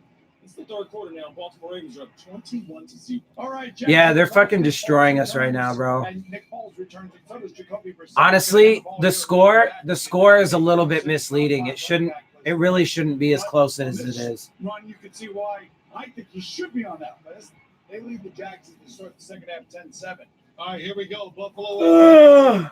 Josh Allen. I mean, obviously, half of our points came off of the fucking the kickoff return. Gets the touchdown. The ensuing kickoff. Jakeem Grant just signed a new contract by the Miami Dolphins, but this is why. Because he is an explosive player who makes big plays. Should have put him on my top 5 running backs today. But there you go. He's not a running back, you idiot. The shocker of the day, Denver Broncos visiting Minnesota. Here you're going to see Brandon Allen hit by Troy Fumagalli for a 3-yard touchdown pass. This Minnesota offense has 47 total. I'm so fucking tired. Here we go. Dallas Cowboys at the Detroit Lions. Yeah, nah, honestly, bro, I wish I could fucking. I gotta work today. Dallas didn't turn it on.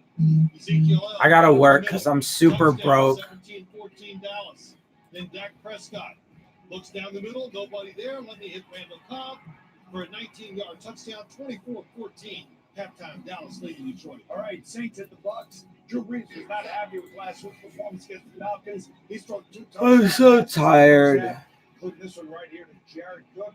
They lead 20-7 as they start the second half down in Tampa. Atlanta Falcons since that line come alive. New Orleans last week, and here you see Kenyon Barner take this punt. He goes 78 yards for a touchdown. Kyle Allen of the Carolina Panthers has 3 interceptions in the first half and has been sacked 3 times as well. New York Jets watching the Redskins. Sam Darnold. All right, man. Yeah, by the way, so I don't know if I'm gonna I know I say this every week, but it's pretty likely that I will not make my post-game video today because I really have to work. I'm super fucking broke. Even though I've been working so fucking much. Shit sucks, man. And I'm so fucking exhausted, but I gotta fucking.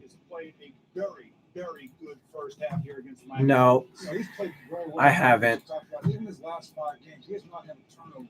Yes, you know that's the biggest thing to me right now. You watch him throw the ball. His legs have always been a part of it. He's not afraid to run. Yeah. But he threw that strike. When you mentioned his arm, it was pretty impressive that throw he made down the sideline. Yeah, it really was. I mean, honestly, the only 2 things that I would do today really is I would either fucking sleep or go to work, and I gotta work. I'm so tired. Oh man. Like I couldn't even fucking I couldn't even work last night. Like I fucking Yeah, and when paying attention to that offense for Buffalo, I didn't even work last night because I tried. I mean, I did. I went out and I did like a couple drives, and I was like falling asleep behind the wheel. So I was like, "This is not safe, bro. I can't be doing this." And that was after I had 2 monsters throughout the day, including one like right before the start of my shift that last night. I had 2 monsters and I was still falling asleep behind the wheel. So I'm like, I can't fucking do this. And I came home and I mean, I slept, but I'm still fucking exhausted. CBS Sports presents the Verizon Halftime Report. The network more people rely on offers more unlimited plans to mix and match.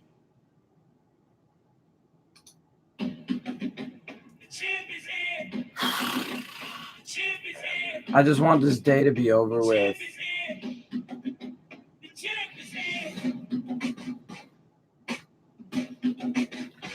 And this shit's gonna bleed into next week too, man. I'm gonna be so fucking exhausted next week.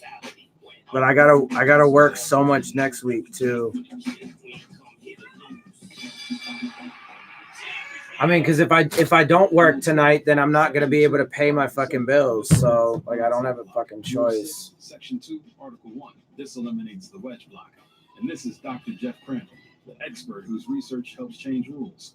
Through innovations in equipment, smarter preseason routines, and improvements to the rules of the game, the NFL's healthy Fuck, man. help to reduce injuries. Yeah, I doubt it. 26%. I'm pretty sure So players spend less I'm time all on the right field there.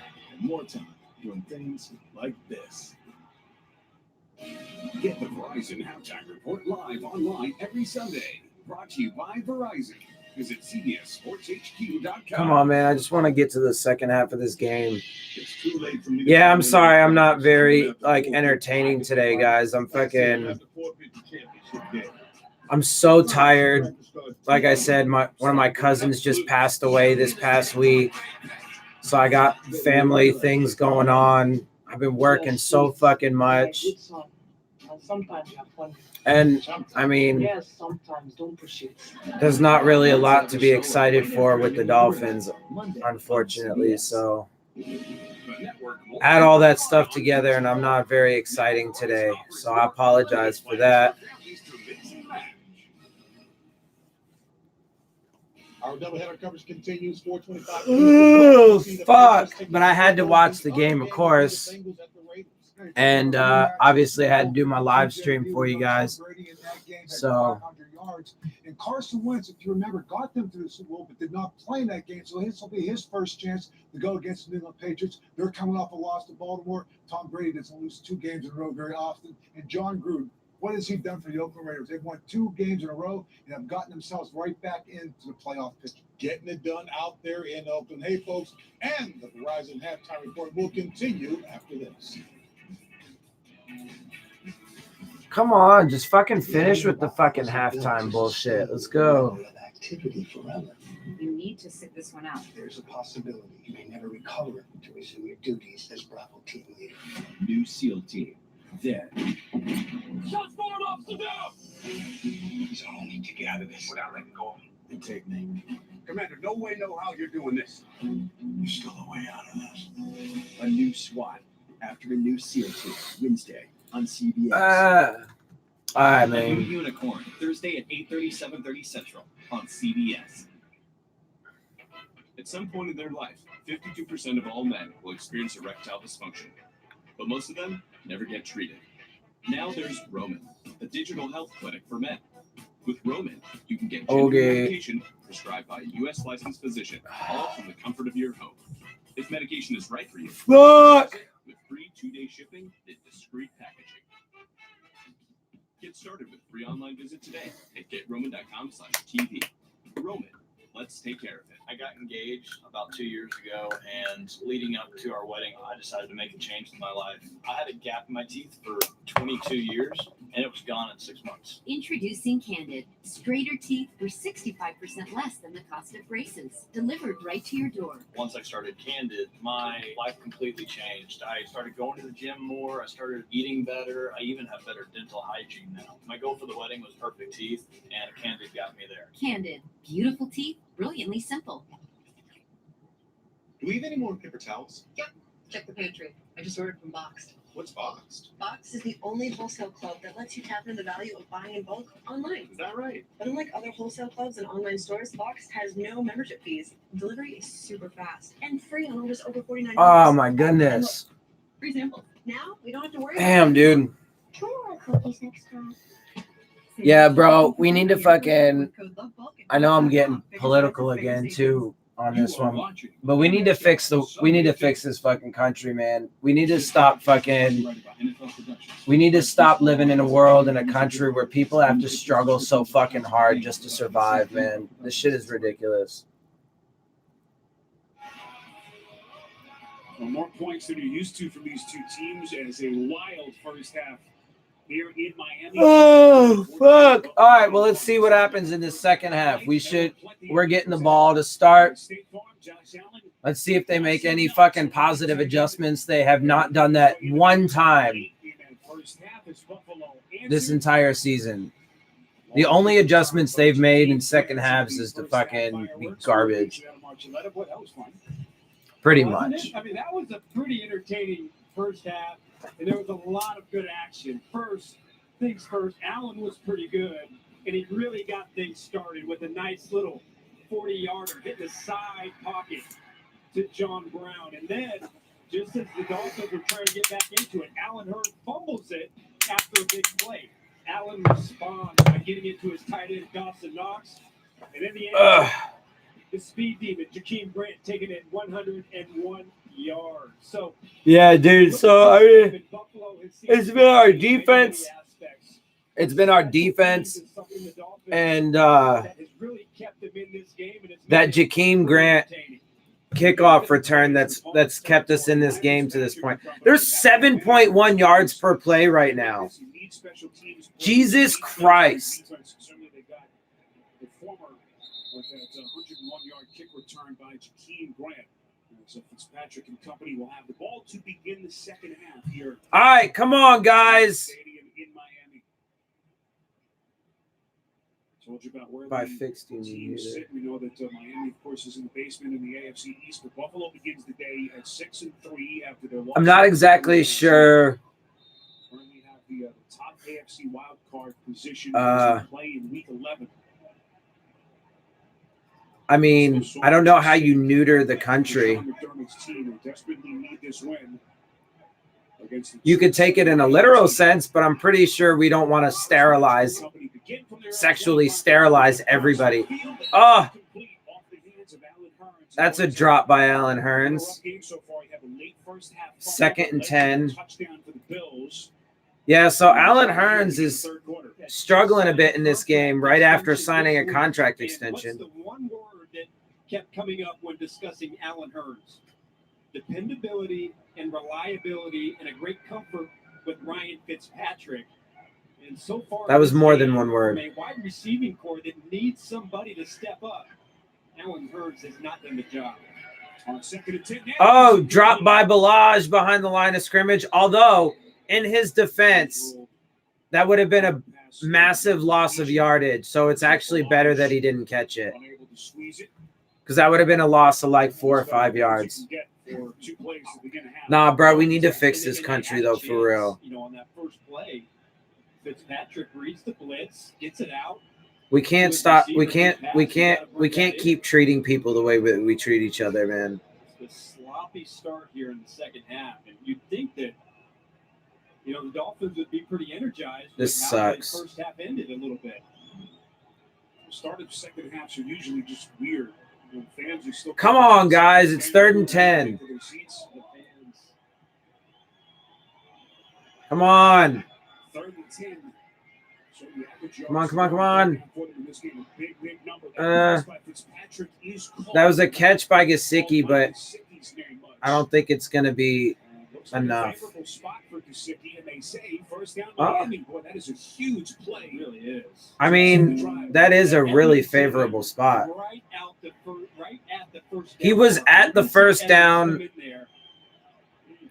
Boy, I don't know. Yeah, I don't. They don't really overturn spots, but that was a close one. I'm not sure he got it. Yeah, I think we just got lucky on that. Honestly,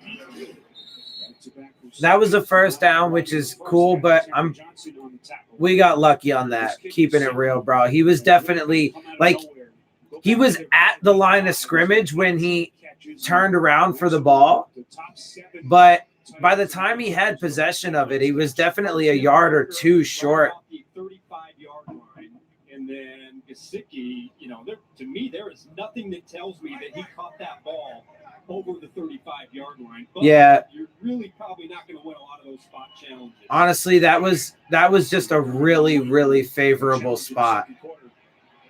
Fitzpatrick running it. Talked about his sneaky athleticism. There's a late marker in the backfield. Oh, there could be a hold on us, though. It was a 27-yard run, but it's coming back. You see the reaction as he realizes this one may be coming back. Holding on us. 10-yard penalty. Replay first down. Flores tells the story. It's on Evan Bain, their right guard. On Evan Bain. I don't know what. I got to see this again because here's Bain, and he's going to block Murphy. Let's see. They're showing the replay right now. Drives him to the ground. Murphy just yeah. caught up on his tackle, and He just straight tackled the I guy. don't think you can call that a hold. I thought that was a good job, a pancake block, and it brings back a big run. Nah, you tackled him. What the fuck? You can't just tackle the dude. He's a fucking offensive lineman. You don't tackle him. It was 2nd and 20, so now it's 3rd and long as fuck. Suddenly it's a third down. Hi. For a pickup of 5 here, 3rd and What's up? 15. That's a huge Been going on that way since the beginning of civilization, the used and the users. That's true. That's absolutely true, Thomas. That has been the history of humans. But that's the choices of humans as well. So I believe that we can make a world that's the exact opposite. Is that the world we live in now? No. Is it going to take a lot of work? And is it going to take time? Yes. Fitzpatrick just got drilled for a big sack. But I do believe it's possible. Sorry to hear that, man. Aren't they winning, though? Man, the Texans are getting destroyed. Oh, no, the Broncos are winning 20-7. The Jets are winning 20-3 over the Redskins. The Texans are getting their asses fucking handed to them, though, today. 24-0 right now. The Colts are beating the Jaguars 17-7. Second career sack last week, and Edmonds got his 2nd sack of the season.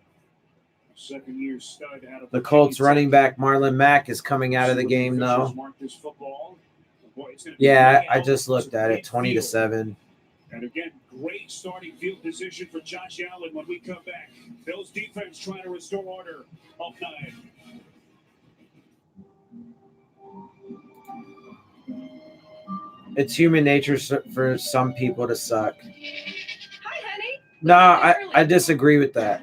So when it comes to the conversation about human nature, does it's 23-14 right now.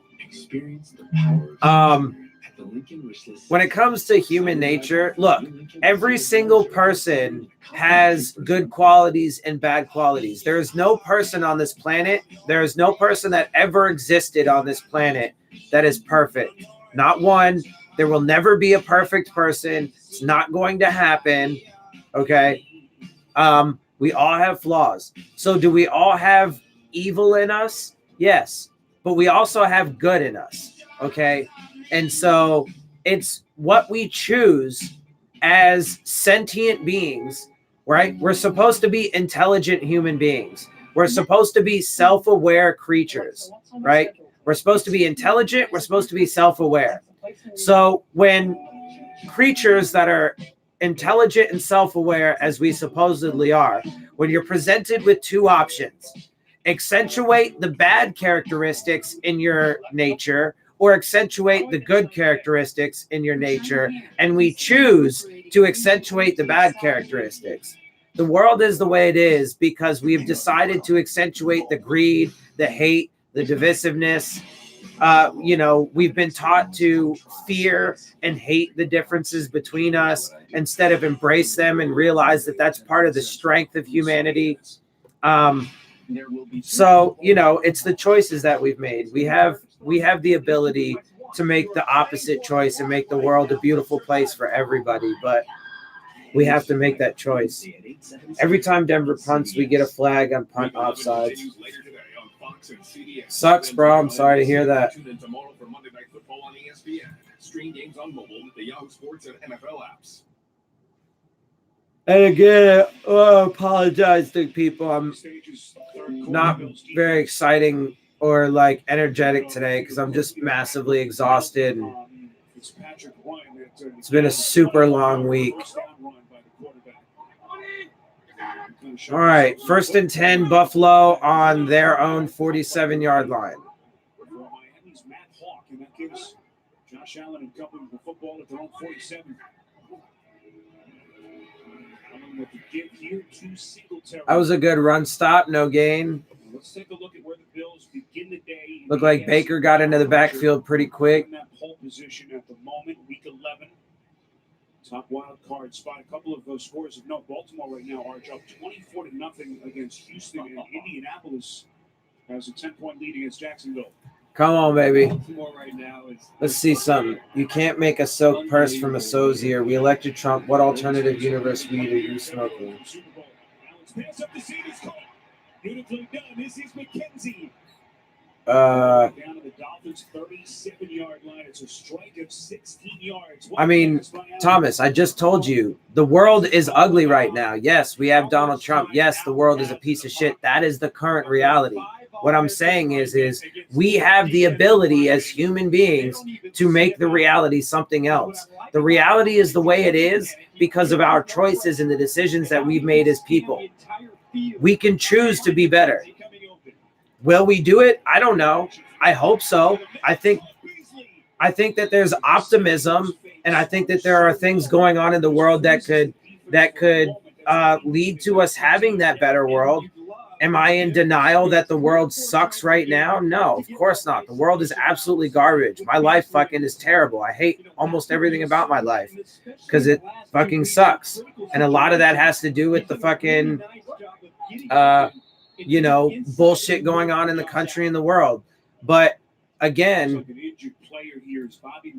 and Bobby McCain is injured yet again. Safety position. I'm telling you, Bobby McCain's going to end up on injured reserve, bruh. McCain has been bothered by nagging injuries, missing practice time this week. He's coming off the field yet again. Continue to be an issue.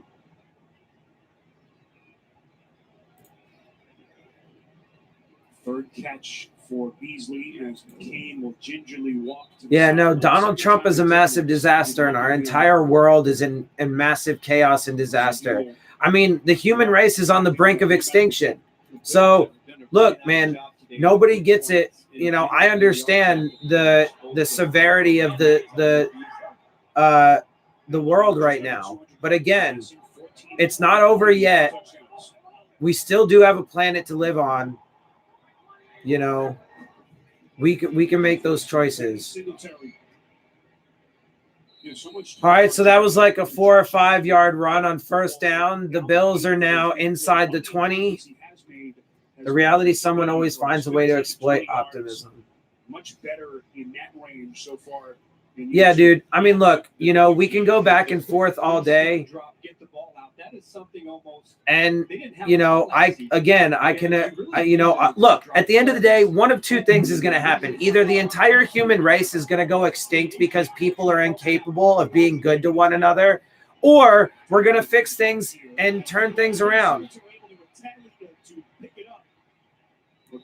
Well, that was an interesting little exchange. So, boy, Buffalo averts disaster. Now it looks like an injured Bill. Oh, he looks like he's in pain. Bill's injury on their offensive line. He didn't like the reaction from his teammates, quickly alerting that Buffalo sideline is in a world of pain. Hillary's no better either. Look, I mean, our entire political system is massively corrupt.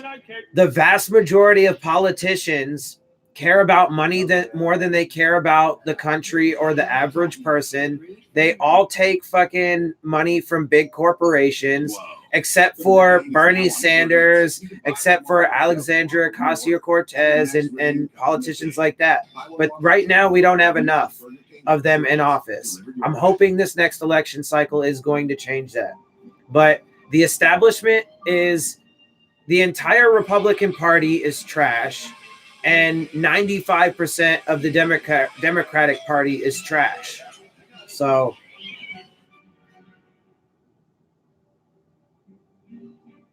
Mike Pence, experience the power of sanctuary. Mike Pence is not a good guy. Mike Pence is a terrible human being. If that's who you're referring to, Mike Pence is a terrible human being. 9. Did I miss something? Yeah, cash back with rackets and apparently just got 9% back on new clothes, 5% back on toys for my kids, and 3% back on golf stuff. Mike Pence is another one of those guys that only gives a shit about his profit and his power. Again. Get cash back on sports equipment and thousands of other. He's another fucking dirty Republican that destroys the economy, that does not care about budgets, that's bigoted and racist. Nah, look, the entire Republican Party is not just corrupt, but they are also massively racist, misogynistic, bigoted. That's the Republican Party and the Republican base. But the Democrats, the problem with the Democrats is they're the opposite side to that same coin, right? The Democrats are paid by the big donors and the corporations to lose and to be weak. They are paid to be, the support and the cavalry for the Republicans. Bernie's wife bankrupt while she was buying. Late first half touchdown from Dawson Knox, and then Jakeem Grant, that 101-yard kickoff. I don't know where you get that, bro, but I mean, it's just not true. So, but that's all right. There's a lot of misinformation out there. There are a lot of lies out there. And that's another part of the reason why the world is the way it is, because we live in a world where there's just massive nonstop propaganda from the power structures that exist. There's nothing but lies and deceit. Avery Moss making the tackle, and then he just leg whips and Secchi in the back of the legs, and that's nasty. So the Bills' offensive lineman just got carted off the field. That was the presence of mind to go back and get the football. Look, it's going to be a shame for Singletary. He's so much fun to watch and is so productive in this offense, but it's a second fumble, okay? And if that starts to become a trend, we're going to see Singletary on the bench. And Archie, just hate to see this player parted off. all right. 3rd and 6. I mean, they're inside the 20 right now. Words of encouragement. So I mean, It's a brotherhood between these players. They're in field goal range. So I mean, realistically, it should at least end up being 26-14 by the end of this drive. But we'll see what happens. They're on the Dolphins' 18-yard line. It's 3rd and 6, so we can hold them and keep them to a field goal. Come on. Nope, first down. It's John Brown for the Bills, first down. All right, so they have a fresh set of downs. It is now 1st and goal. He's over the 100-yard mark. Bills are loving this route today. When they see press, they keep going to that little back. Oh, fuck my life. The Dolphins, it's been about 50-50 whether or not the Dolphins can cover it.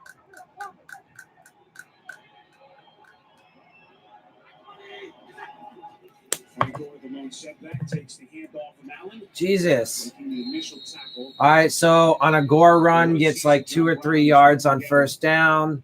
We spoke to Brian Dable about him yesterday, and he spoke so highly of Brown. He said he's such a savvy kid. 6th year in the league. There's not a route on the route tree that he doesn't run. I mean, Colin Kaepernick needs to be signed by a fucking team. That whole thing is fucking. Every player, every position goes through this. Some guys just get kind of pigeonholed, but he's shown what he's capable of and established a nice chemistry with Allen. Bruh, look, I can tell you that's false because the Sanders don't have the money to buy $1 million lake house, bruh. They just barely got to millionaire status because of the book that fucking Bernie put out, I don't know, a little while ago. Like a year or two ago. They don't got the money to buy a fucking $1 million lake house, bro. They just don't. Using Isaiah McKenzie and kind of the jet sweep principle. Now this time McKenzie, they don't have that kind of money, man. They're not fucking massively wealthy. Get on the run, maybe roll out to his right and try and either run this in or throw it. They don't go around buying $1 million fucking homes and shit. 2 seconds. We'll see if that doesn't come back to bite the Bills.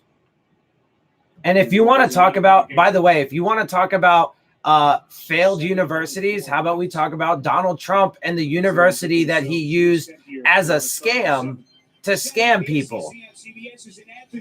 I mean, I don't know. To be fair, I don't know if she tried to start a college. I don't think that's true. I'm pretty sure it's not true. I would have to certainly look into that. But even if it's true and she was unsuccessful at it, so what? People fail at things all the time. What the fuck does that mean?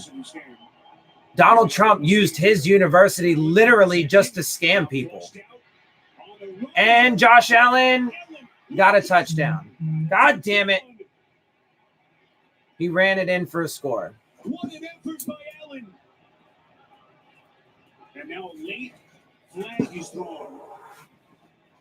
Allen had the 2 rushing touchdowns. So it's now there is a flag though, but now it's going to be 30 to 14 pending the extra point. Now we wait for the call here. And the flag, of course. We have to wait for the flag. But if that touchdown stands, then it's going to be 29 to 14 pending the extra point. Holding on us. Declined. So it is a touchdown. So it's 29. So now, pending the extra point, the Bills will have cracked 30 points in this game. Now, we didn't score less than 10 so far, and we still have time to score more points, but only 7 points that we've scored has come from our offense. Seeing a supermodel date Donald Trump, the 70-year-old man, disgusts me. Yeah, well, who's winning the Dolphins game? Not the Dolphins. It's 30 to 14 Bills.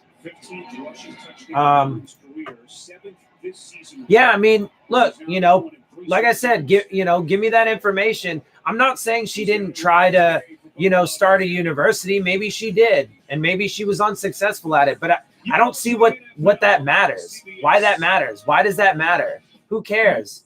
Like, if she wasn't, I also find that I also find that hard to believe, because that would suggest that Bernie Sanders' wife went into the private university business and they're against private universities. So that goes against, and again, they don't have the kind of money to be buying $1 million lake houses. Also, his wife, Melania, is a supermodel, bruh. His wife is a supermodel. She's a supermodel. That's like one of the major things she does for her career. And on a personal note,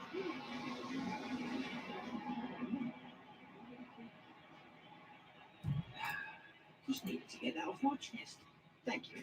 Sorry, I'm not watching the game. I just got here. No, you're good, brother. I mean,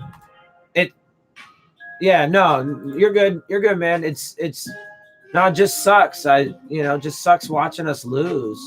And I mean, like I said, I got a bunch of other things going on too. Like I'm super tired. This week's been massively busy. Even though I've been working my ass off, I'm still fucking broke. So that sucks. My cousin just passed away. One of my cousins just passed away. So dealing with some family stuff as well. It's just been a really hard week. Save time and get targets. Yeah, I mean, I thought the Dolphins could win this game, although I definitely, I have been correct to this point that the Bills definitely have the edge in a lot of ways. I mean, their defense has been destroying our offense. That's kind of how I figured it. I was hoping they could surprise me, but their defense has been destroying our offense. Do you think Redskins are worse than the Bengals? I mean, record-wise, obviously not, but I don't know. I mean, honestly, I don't really care. Like, I really, like, I don't really like having discussions about, like, who's competing to be the worst. Like, that's such a depressing framing. Like, I don't like having that discussion. That's part of the reason why I don't like the fucking philosophy that they took on this season, because we had to be part of that discussion. as Ryan Fitzpatrick and the Dolphins have for an answer. But all right, well, it's 30-14. They just kicked off to us, so now we are getting the ball. Some of his handiwork. It's part of what makes him who he is. I mean, he's a dangerous runner. He's a big physical runner, and it's something that you have to account for. And when you get in close to the goal line, that dual threat ability to stand in there, throw the ball, or get Come on, guys. Let's get some life, baby. We've had a couple decent plays on offense, but 4 rushing touchdowns now in the last 2+ weeks. This is Patrick Laird is in the game. He caught that pass. Are they going to finally come away from Balaj? Jesus. Dolphins getting Burrow? I don't know, man. Like I said, like I've said too the past couple weeks about, you know, we need to wait and see, man. We just need to wait and see. Look, we already know, like, you know, all the different ways things could turn out. There, you know, we've speculated a lot, right? We have speculated a ton about what could happen, blah, blah, blah. Parker breaking away, baby. Oh, almost really got away, but it's first down. Parker did. That was good. But look, man, we just need to wait, man. We need to wait and see what we end up, where we end up drafting, and then what they do, man. And then we'll just evaluate it, you know, then. We've done about all the speculating that we can really do at this point. Parker got away from it, but for the second time, and I know that there's almost nothing else to do but speculate, but I know this is the inner Steeler coming out of me, but I think Lamar is overrated. Nah, Lamar's up. Fitzpatrick just got sacked again. Nah, Lamar Jackson's a really good quarterback. Right now, the Dolphins. Lamar Jackson is definitely an above-average quarterback.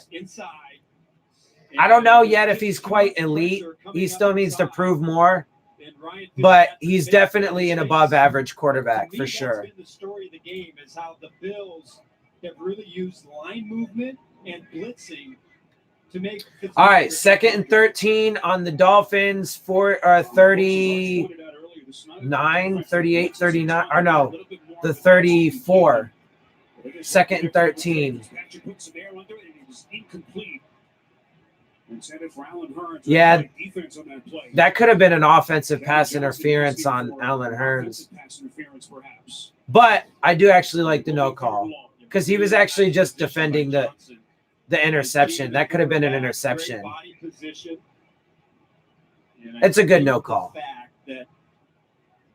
He was going for the football is why they didn't get him with the offensive pass. Yeah, because he was just trying to stop the interception. That's a good no call. Just out of sync. They're out of sorts. 3rd and 13. Get any positive momentum going. Fitzpatrick's pass wobbles out on Nope. 3rd and long, and it's incomplete. Look at Sean McDermott. Incomplete. It's now 4th and 13. Dolphins going to punt. As the Dolphins will punt. It's been almost every play, either a sack. And Fitzpatrick got drilled too on that play. Really nice job right there by Lawson. Man, you know, I don't know how long Fitzpatrick's shoulder is going to hang in there, man. Deshaun is better in my opinion, or in your opinion. Yeah, I mean, look, I think that I think Deshaun Watson and Lamar Jackson are really close in like skill set and stuff like that. So, well, that was interesting. Terrific punt coverage down the field by Miami. Walt Aikens making first contact. Yeah. Walt Aikens did kind of get blocked right into him, but it was still a good play. No, I mean, they have a really similar skill set. They're both still super young and have a long way to go. I mean, we just need to see, you know, and obviously their teams are way different. Hey, I'm sorry. I'm just kidding. I had you, didn't I? Well, you know, but they are both on really good teams. Deshaun Watson and Lamar Jackson are on both really good teams that are going to give them a chance to show who they really are. They're going to, you know, both of those players are in good position to have good careers. So, you know, I mean, I think it'll be a good, interesting and fun battle to watch the two of them, you know, over the years battle it out for who's better. I think that they're both definitely above average quarterbacks. We'll have to see if they do break into the elite status. I'm not. I think that they both still have. I think that they both still have more to prove before that they can really get to that point.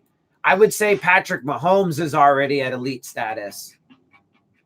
Lamar Jackson is a freak athlete, unlike we haven't seen in a long time. He's really good, man. And like I said, he's above average. He's a great quarterback. Deshaun Watson are both above average, great quarterbacks. But I think that they still have more to prove before they can get into truly elite status. They're close, but they still have a little bit more to prove. I think Patrick Mahomes is pretty firmly in elite status, though.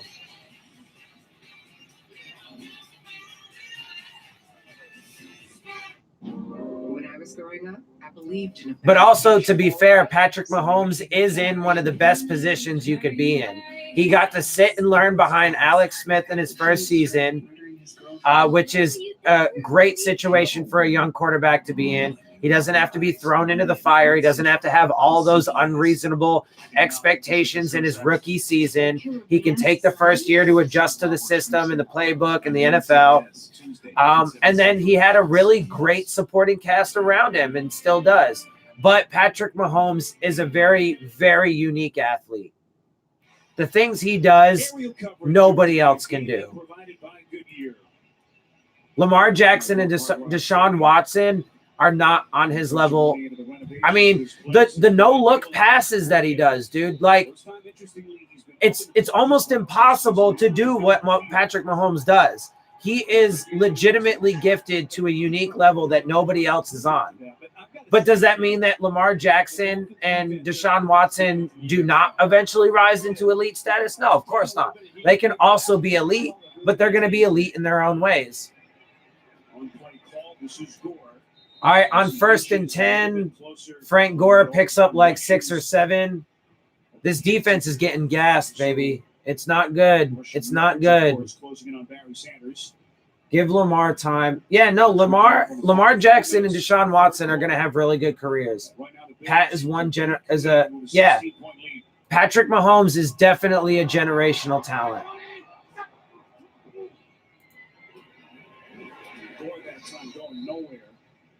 Second and 3, they picked up like a yard with a Frank Gore run, so it's now like 3rd and 2.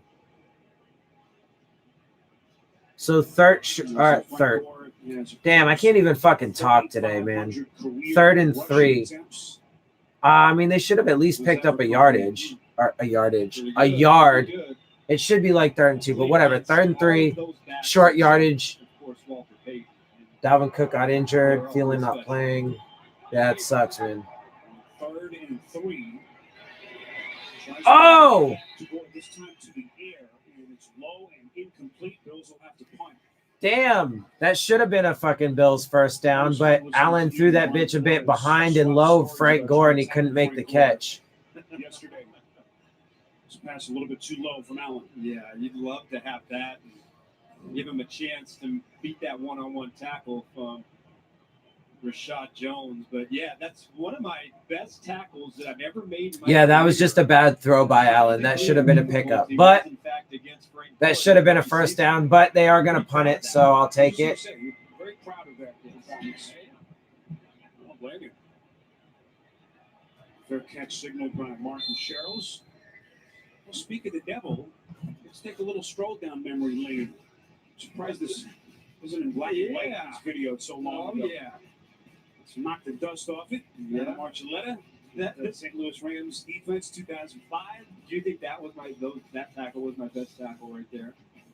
Well, you talked about the open field tackle. Yeah, it was the open field. You got to show my good stuff, not the jumping on the pile stuff. Well, judging by that reaction from Gore, it seemed like they got the better of you at the end that day. All right, come on, offense. Do you guys have like anything?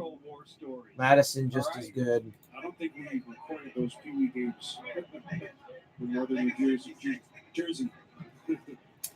Come on, let's get some life. Score more than 7 points. There we go. To Albert Wilson, first down. Miami offense this season, they need a little bit more from him. He picks up 13 here and a much-needed first down. A huge yards after the catch guy, and again, they're looking for wide receivers. Come on, baby. To step up. We're on our own 48-yard line, 1st and 10. After a 13-yard pickup to Albert Wilson. But, Albert Wilson and Jakeem Grant have to be a Come on, baby. of this Miami offense. Come on. Oi, Fitzpatrick got drilled on a incomplete pass. I think it's going to be a roughing the passer. I think it's going to be a roughing the passer. Yeah. Because it did look like. See, now that's because that was to the head and neck area.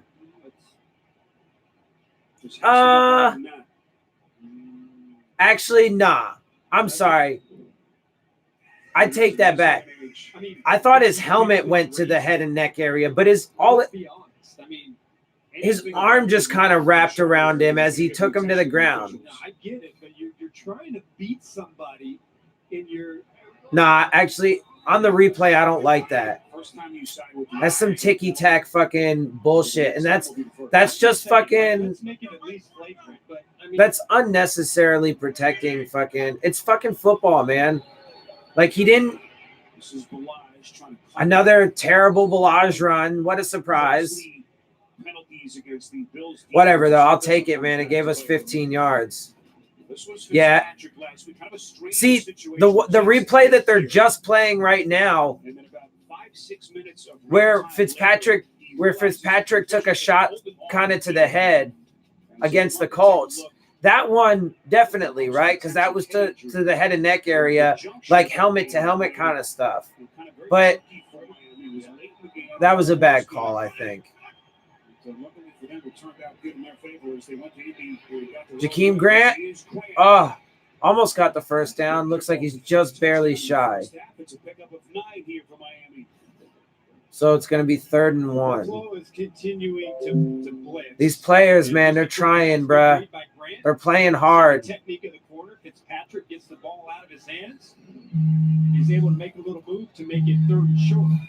I will be right back. To have some semblance of a running game, but they've been completely one-dimensional today and probably have to pick this up in the air. The 3rd and 1. Balaj. Can he find some daylight, that second gasp? And it will be enough for Miami first down. Balaj, the much maligned running back. Lowest average per rush of any back in the NFL. But a nice effort here to move the sticks. Just by the skin of his teeth. He's able to reach across that first down marker. And we're talking to Brian Flores. He really felt like coming into this game, they had to establish a run, and they want to see more. And the challenge to his running backs was, just call me when you you're ready. don't have to see a huge amount of space, but you just got to be able to hit it up inside. Here's Laird. Patrick Laird, baby. See, man, when Laird's in, he actually does some good fucking shit, man. Fucking stop using Balaj. Matthew, let's see. Matthew playing. You shouldn't want them playing him through it. Yeah, he's your franchise runner. Right? We know you guys want to win. We need you guys to win. That way we have more playoff hope. Oh, yeah, because you're talking from Steelers' perspective. Come on, guys. Let's get a score, man. I mean, we definitely got helped out a lot on this drive by some bad officiating and stuff, but Kinds of movement to the right of the center. Trent Murphy came across for Buffalo. We'll see if he was drawn offside. Yeah, is that a false start or is it looked like a offsides by the defense? That would be a legit penalty. So officials looking at a couple of things. Laird is making his case today. Laird or Walton? I'm taking Laird. Oh, no. We just ran out of time in the 3rd. Potentially for Buffalo. End of 3 in Miami. Will return after this. It did look like there was going to be a penalty, though. But Touch is the most important thing that I do. I like to feel things. I love something feeling intuitive. But I love the something the feeling clock natural. apparently ran It's out, awesome I because guess, it's super before the play. So, but we are in the red zone right now, and we do, even though that's, you know, Toaster and get to B-Dubs, where the dress code is stained shirt optional, and you don't have to bring us a gift. We already have a gazillion TVs. that's in part due to the not good call, the not good roughing the passer call. That was a bad call, man. It was definitely a bad call. So we did get helped out with a bad roughing the passer penalty on the Bills. But we are in the red zone right now, so let's see if we can get a score. I mean, we're in field goal range, so we should at least be able to come away with 3. Look, man, I don't know that Balaj is trash, man. Again, he's a young running back. It's only his second year, and he's not in a good position right now. I don't think he's gonna be an every down back. I think that he could be a good piece in an offense, right? He's got to be used in certain ways, and he definitely has to be better or developed better. But I definitely don't think it's right to call him trash yet. He's still in his rookie contract. Give the kid some time. And make sure that you give full context and you take in the full context of that situation. He, Sweetie, hands off the glass. he fucking, he's not in a good situation right now. But at the same time, he's obviously not very effective. So, and Patrick Laird is proving to be more effective. So use Patrick Laird if you really want to try and fucking win a game, dude. Like, if you want, like, your players are giving you a chance to win this game, man. They are fighting, right? Like, the only reason why we are in the red zone right now, aside from the bullshit roughing the passer penalties, because these players, man, are fucking fighting, and they're working, man. They're having to, like, come back to the fucking ball. Ryan Fitzpatrick is having to make some things with his legs. And this Miami Like, trying to capitalize on that critical defensive penalty earlier on this possession. and the coaching staff is not making it easier on them. Up around the neck area and the helmet. Got the attention of the officials that extended the Dolphins drive. And now look at Fitzpatrick. Hey, go to the Wildcat. Kalen Balaj in the Wildcat. Take the snap. Little read option play. Balaj. Dives over center. It almost never works, and it actually got like 7 yards there. Well, good play. You got to figure out some way, somehow. The Wildcat option has almost never like netted like any success, but they keep doing it. Nice.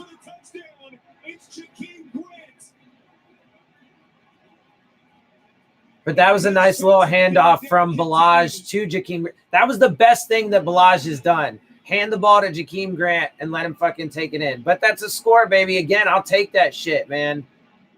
Looks like Brian Flores will keep his offense onto the field and go for 2. All right, they're going for 2. So, yeah, okay. I mean, and so they're going to go for 2 here after the touchdown by Grant. Back-to-back. To be fair to give Flores credit, this is a solid time to go for 2. Solid time to go for 2. Switch it up, and it worked. And to me, yeah, this is the right move. You play to win the game, and there's really no upside in taking the extra point. I see you sneaking that from Edwards throw like that. Here's Fitzpatrick, shovel pass to Burns. And it failed. His way in, he looks like he's short. What a job by the Bills defense. It was an interesting play call, and Flores' 2-point conversion, but it failed. And I like the attempt, right? Like, I like going for 2, so give credit to the coaching staff there. Yeah, really nicely done. Well, executed the first one right up the gut. Nice little body blow by Kalen Balaj to get it close, and then to go with the finesse. Let's use some of that speed. Get Jakeem Grant outside. Good lead block. Gives you the touchdown. And then You have an opportunity to make this Honestly, I mean, look, you know, that drive there by the Dolphins, they definitely got helped out by a bullshit roughing the passer penalty. They did fail on the 2-point conversion, but honestly, I mean, I like the Wildcat actually did work a bit there and got him the touchdown. Those were the best 2 plays that Kalen Ballage has had all day. I liked the aggressiveness there. So look, I mean, credit to the coaching staff for like once, right? I'm willing to give the coaching staff credit, but when they deserve it, when they earn it. And this is a big run back. So they have really good field position. He is right out to close to the 40-yard line. 43 yards on the return by Roberts. And coming up next, game 2 of our CBS doubleheader. It features a battle in the city of brotherly love. Okay, so right now, as it stands, right, the big things that I look for, that I've told you now for the past couple weeks, the big things that I'm looking for in the games. 1, do we win? Game's not over yet. It's 30-20. But obviously, if the game ended right now, we would lose. So that would suck. What the fuck? Damn, the Jets are destroying the Redskins 34-3 right now. Bracy. And then the Ravens are also destroying the Texans 34-7. The Colts are destroying the fucking Jaguars 31-7. So those 2 games, if the Texans lose this and the Colts win it, that actually makes that division a little bit more competitive. Although I'm still pretty sure that the fucking Texans are going to win that division. But that would make it, you know, their pick a bit more interesting if they didn't win the division. And that's a Bills first down.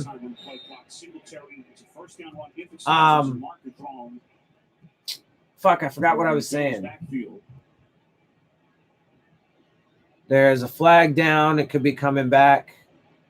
Oh, yeah. So if we lose right, or if the game ended right now, we would lose. Holding on the Bills offense. Nice. So it's second and it's going to be like 2nd and 15 or like 2nd and like 13. That first down run is getting wiped off because of the hold. Number 76, or excuse me, number 70. Bills better be careful in this spot. I don't know about that call either, but okay, whatever. Anyway, it's 2nd and 13. But so if the game ended now, we would lose, so that sucks. Competitive, were we competitive? I think the players are really giving it their fucking all. From the players, so yes, grading the players are being competitive. They are giving it their fucking all. From the coaching staff, they get some credit. Like I said, I liked the aggressiveness on the 2-point conversion. It failed. It didn't work, but I did like going for it. I thought that was a good call. I did like the even though it hasn't worked like at all throughout the season, I did really like those Wildcat plays.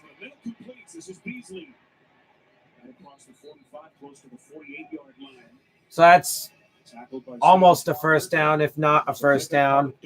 But they also have things like stubbornly sticking to fucking Kalen Ballage. That's like, why?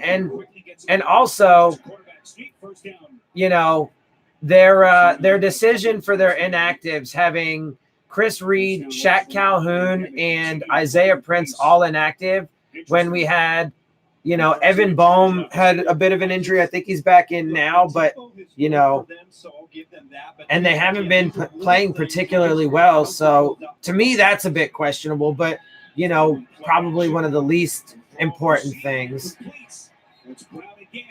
As another big play by the Bills. Our defense is getting gassed, bruh. They're getting gassed, man. Yeah, but you can still run the same plays, but just snap it. But yeah, so as far as the coaching staff being competitive, I mean, look, they get some credit for some stuff, but they also Here's a little end around. have some bad shit too. McKenzie, I beg your pardon. Isaiah McKenzie down to the 21-yard line. And the Bills are just marching right down the field. It works. This, Sparrow, is when Buffalo's offense is at its Another best. first down. It's when they can get started with 2 or 3. Let's see. This is why Cousins number 3 on offense this year. Cook having a bad game. Vikings have number 3 offense outside Chiefs and Ravens. Teams 99 trailing 20-0 at halftime. Is at its best calling plays. Interesting.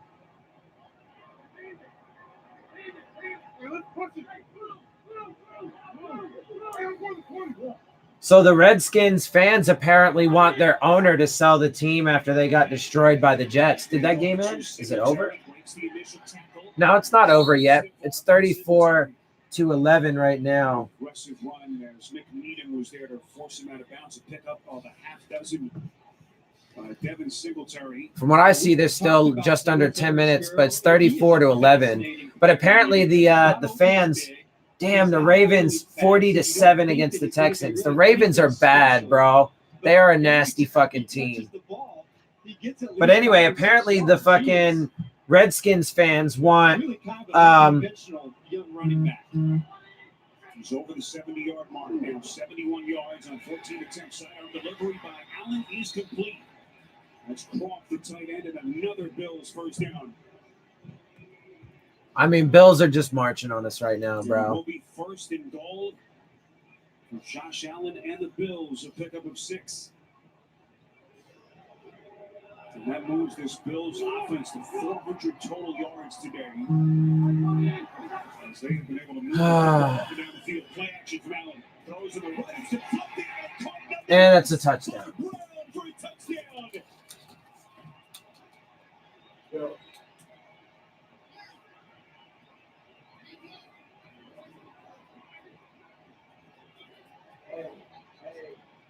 Second touchdown catch by Brown. This is just bootleg pass, get Allen outside the pocket, do what he does best on this part of the field, and what a glamorous drive, Spiro, by the Buffalo Bills, who just had their way with that Miami defense. That was about as pretty as I think this offense can look. Allen, who last week had career highs in passing yards and attempts, he was very close to eclipsing that yardage number in this game. 253 yards, 3 touchdowns, 20 of 30 is Allen, and he has it all working. And sometimes it's better to be lucky than good. Off the deflection, Brown, and it's a 17-point game. After being a part of millions of love stories, at K, we've learned the most important one will always be your own. Every yes, oh my gosh, yes, begins with K.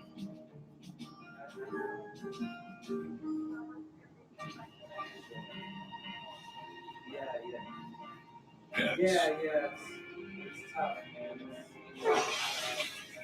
They see everything we do. Too young. Way too young. And they never say a thing. Oh, I feel better. That's why Progressive covers them in your auto policy at no extra charge. I only needed a spare. Keeping you and your secret keepers safe. It takes a lot to raise a family. A good job, a good salary, and some patience. A lot of people my age are drowning in college debt, but I chose a different path. I'm a member of the IBEW, the International Brotherhood of Electrical Workers. I work hard for my job, and I love what I do. I had a lot of choices for my future, but I made the best choice for my family. IBEW, the right choice. KFC's new wings. I'm getting very, very hungry. Buffalo's, honey barbecue, Nashville hot. Not dreaming? Nope, not dreaming. That's a bunch of new Kentucky Fried Wings. Get them at KFC or delivered free. So, what are we watching?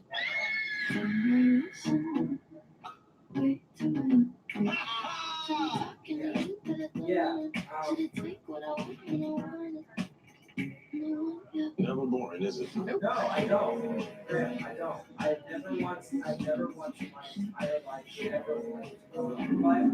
will say this. I think that First it was wide open, but not anymore. Thursday, it's your night in on CBS.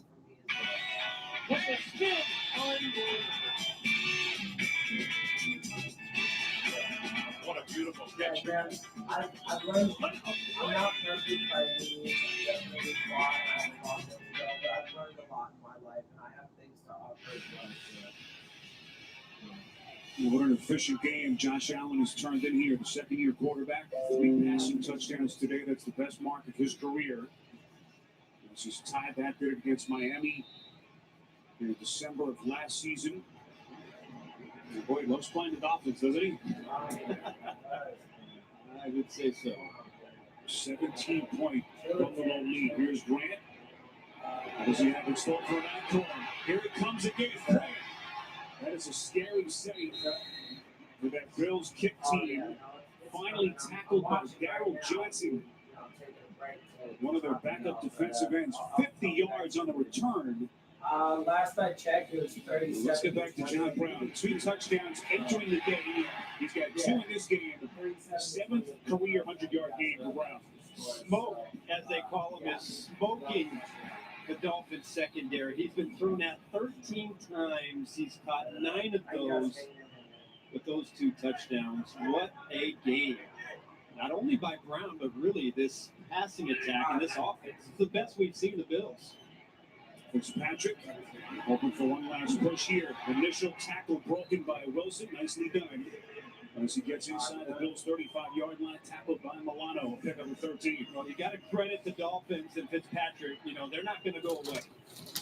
And so they're continuing to make some plays here against all right, sorry guys. I had to run out for a minute. My dad just called me from my cousin's funeral, so I had to talk to my aunt and uncle and my cousin and stuff. So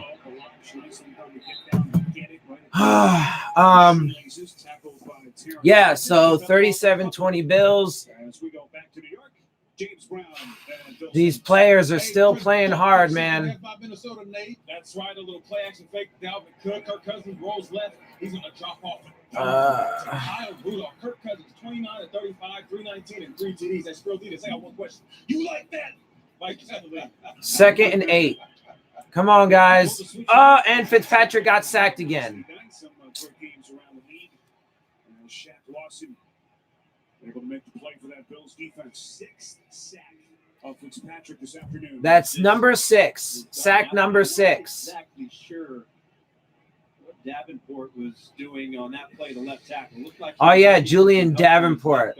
He's in now. No, he's fucking. He was the most penalized tackle in the league last year, and he hasn't really helped out this offense much at all since coming back in off of injured reserve. 3rd and 16. Incomplete. 4th and 16. Probably going to be a punt now because a guy like Harrison Phillips, who was hurt in that first game against Miami Week 7, said, boy, I doubt they'll go for it, and I don't think they're in range for a field goal. They've really been searching for something inside. Ed Oliver, the young man they've taken 9th overall, had a big play earlier in this game, but they certainly have been much better on the interior today. Yep. But 4th and 16. 16. Really, at this point, you have no choice. Tough down and distance, especially when you just haven't had a lot of time to set up and pass and look downfield. I would expect the Bills probably to play it a little bit aggressive here and make Fitzpatrick get the ball out of his hands. Looks like Sean McDermott took a timeout just before that ball was snapped. Interesting to try to get his defense reset. So, I mean, we were about to go for it on 4th and 16. I mean, I think that's a pretty fucking terrible idea, but okay. So Buffalo starting the day 6. But Buffalo just called a fucking timeout. And so this is what they have dealt with so far, and what's to come. Next 5 opponents, 3rd and tied for 3rd. The Bills took a timeout right before we ran a 4th and 16 play. We talk about the running. I hope they don't fucking go for it, man. That would not be a good kind of aggressiveness. I know we're down by 14 points, but there's still 8:45 left in the game. We're only at about midfield right now. Like, and it's 4th and 16, bro. Do not go for it. This is not a good aggressive. If they go for it, not a good aggressive. Not a good aggressive. I mean, could they get it? Sure. This is not a good aggressive. I would not do this at all. Fitzpatrick. Oh, Gesicki almost had it. Gesicki almost had it. It almost paid off. Almost paid off, but that was still not a good aggressive, man. Was this the last cast for Miami? Down 17 points. See, I agreed. Yeah. No, I mean, at this point, we're going to lose this game. And honestly, like, if we're being honest with ourselves, it shouldn't even be as close as it is, though. 7 of our points obviously came off of a punt return. And the offense has been playing pretty much garbage the entire game. The coaching staff just will not stop using Balaj, even though he's been a pretty massive failure throughout the entire season and in this game. Every single movie at least twice, 4 times. 100 times. That's why Verizon. But the players overall are playing hard, man. No matter which unlimited. And yes, we did get, helped out on the last drive on a bullshit roughing the passer penalty, but I'll take it. We got points, we got a score. Again, credit to the coaching staff, because I actually did like the aggressive 2-point conversion. But at the same time, though, again, this is a game in which, overall we're not even really being that competitive. So, they can get away with that one. But again, credit though, that 2-point conversion, it failed, but I thought it was a good call. I did like the Wildcat calls down in the goal line there, so that was good. Credit to them for that. But how can you support this? This is not about taking guns away. 60 Minutes explores the red flag laws tonight. FBI, take your hands off the wheel. I'm with the agency. Russia is trying to protect this agent's anonymity. This agent who's out there about to kill someone. Who's the target? A new FBI, Tuesday night at Central. anyways, yeah, I mean, now the Bills get it back like right near midfield. So yeah, I mean, we're down 17 points right now. All you need to share the holidays. We need 3 scores. Bud Light Platinum, reminding all nights to enjoy responsibly. And by Verizon, the network more people rely on. Yeah, so as far as I mean, if you're saying that in reference to the 4th down attempt, it was almost successful. It was super close, man. Gesicki almost had that. But I disagree with going for it on 4th and 16 when you're just barely over the 50-yard mark. You might as well go for a long field goal at that point and try and get a fucking 3 points instead of almost guaranteeing yourself a turnover on downs.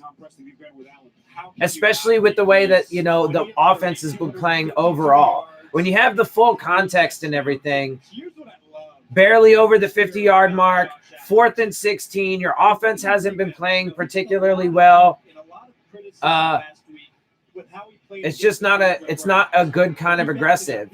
You had a better chance of going for the longer field goal. He was supposed to play, so that is a great sign. Now, we've already looked at their upcoming. Josh Allen, 253 yards, 3 passing touchdowns, 253 passing yards, 3 passing touchdowns, 56 rush yards, and a running score. It's fucking killing us. Why did we call a timeout? For what?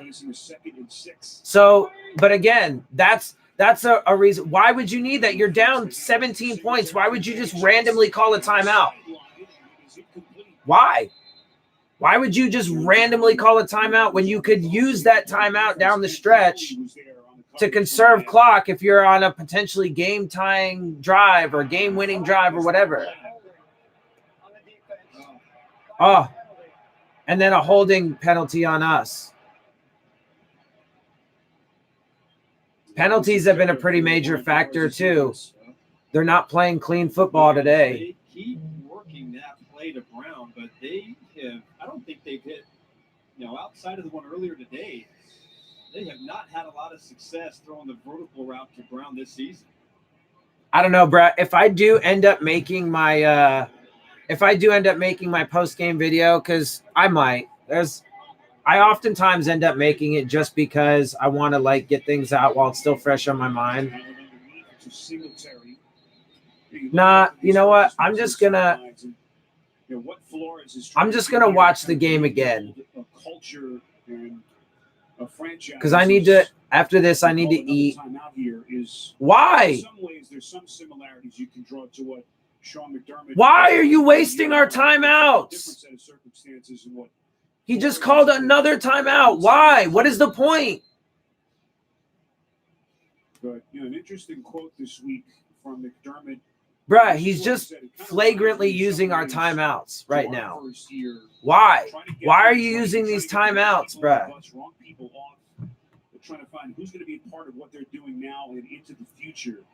You want to conserve the timeouts. What are we doing? Winning games? Let's stockpile those picks. But it's clear to Stephen Ross, the owner and management. You want to save those timeouts for if you're, on a potential game-winning, game-tying drive.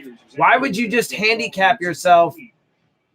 I mean, you could argue at best maybe to conserve some time to give yourself more opportunities, but you're down by 17 points. Your offense is sucking dick.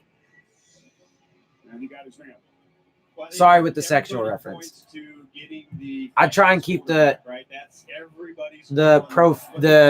sexually explicit cursing to a limit. But I mean, like, why, bruh? Oh.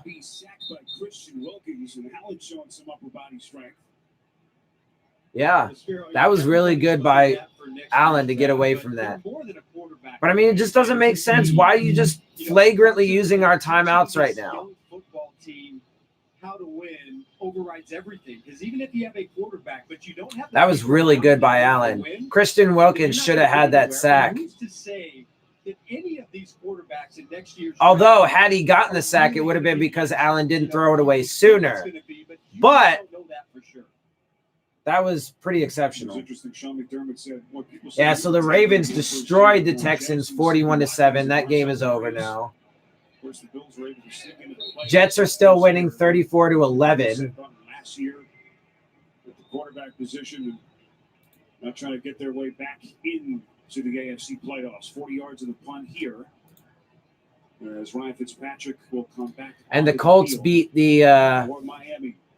So that makes that division a little bit more interesting with the Texans loss and the Colts win 33-13 over the Jags. Last year, different story this year. It's still hard to believe Lamar Jackson, March, fell down to 32nd. Yeah, it's amazing. And so, everybody, this whole, tanking for Tua, getting the first pick. Yes, it's important to get the highest picks that you can get, but I think as we saw what happened to Tua last night, nothing is certain. And yeah, they're talking right now. The commentary is talking about how uncertain the NFL is, how uncertain the draft is. And yeah, you want to get as high as you can, blah, blah, blah. But it's not about where you draft. It's about how you draft. And now Tua just fucking, his season is ended. One on the special teams run back as they pick up 12 and a Miami first down. It is, however, pretty important that, we saw that video of Stephen Ross, the owner, when Big Daddy Warbucks, the check writer, says that he wants the number one quarterback in the draft next year. That's probably pretty important. You should have called me Big Daddy from now on. Yeah, Warbucks. Devontae Parker on the catch. 2nd and 5. Come on, guys. Let's move down and at least get some more points. At least they have Dan in his ear. It's a pretty good sounding board as they try to get this right. General Manager Chris Greer trying to push some of the right. Okay, Parker, there you go. First down. So Miami looks to the future with a catch by Parker. First down as we cross the 7-minute mark in this fourth quarter.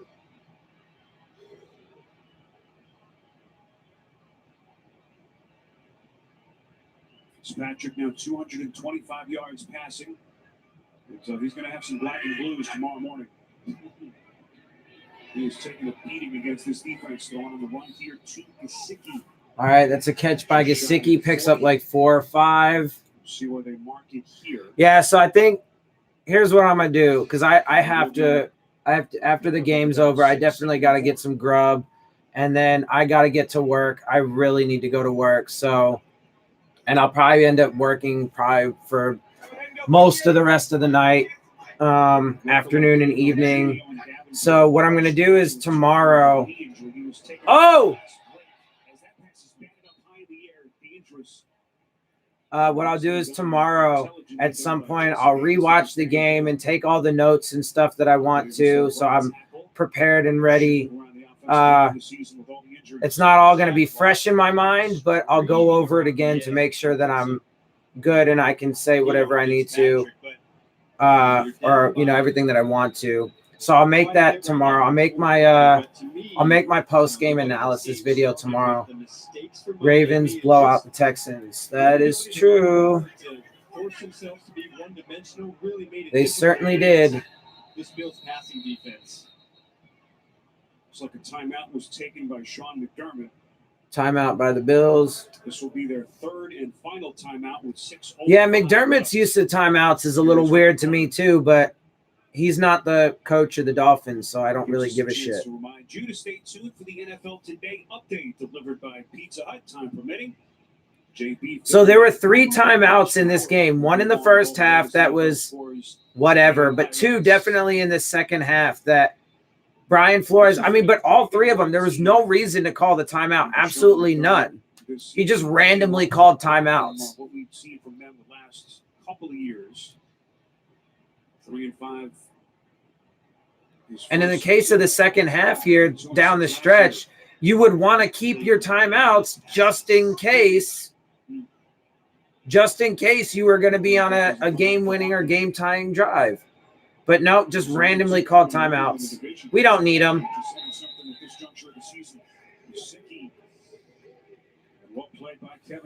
Fourth down. I mean, I expect them to go for it. They should go for it. It's 4th and short at this point. So 4th and about 2. You can't get that textbook tackle. Yeah, like that. Looking like a young Archuleta. Yeah. It was more of a wrap-up guy. No, it was more of a helmet to helmet. It's frowned upon being dirty. Dirty? What are you talking about? 4th and 2. he just, I mean, if you go helmet to helmet. All right, let's see if they get it. Come on. Come on. Yeah, Parker. Nice. Devontae Parker, baby. Hell yeah. See, look, these players, man, are playing, bro. Fitzpatrick and Parker fucking playing. Fitzpatrick gets up inside the pocket.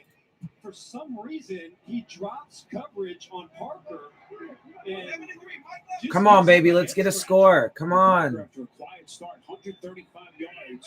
The offense has been doing better since they stopped running to fucking Balazs so fucking much.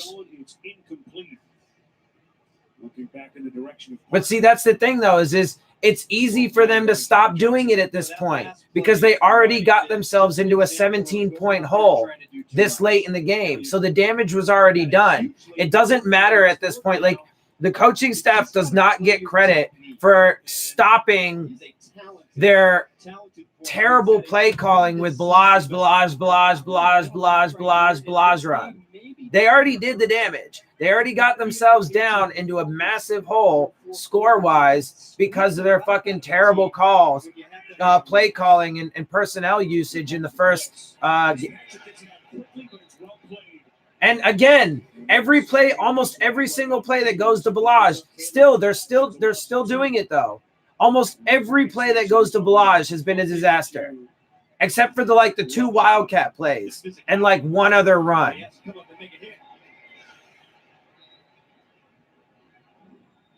Really solid all-around corner, and especially when he's up in press.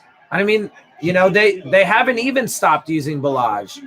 They still are using him, and every time they use him, it fucking sucks. Oh!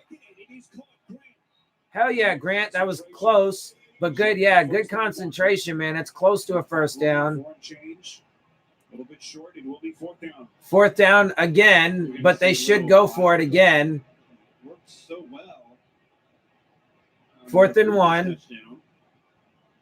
So, but let's be clear, though. On that last fourth down play, they got lucky. They got lucky that one worked out. But that was the effort of the players. And I don't think they got it. I think they got stuffed on this one. A quarterback sneak, and they got stuffed, bruh. Fitzpatrick does not typically run a lot of quarterback sneaks. See, that was a bad call. That was a bad – because our offensive line is garbage. Their defensive line is super stout.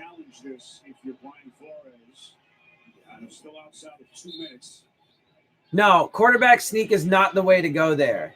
No, that was terrible. That's hella short. Hella short. Clearly short. He just slid a little bit to his right. He probably would have picked it up, but again, that's not really his forte. It kind of says a lot that you got a pretty. Nah, see, I thought that was a bad play call. You don't just hand him the ball. Clearly short. Bad play call, and they fucking they got lucky. Nah, see, bad coaching, bro. Bad decisions.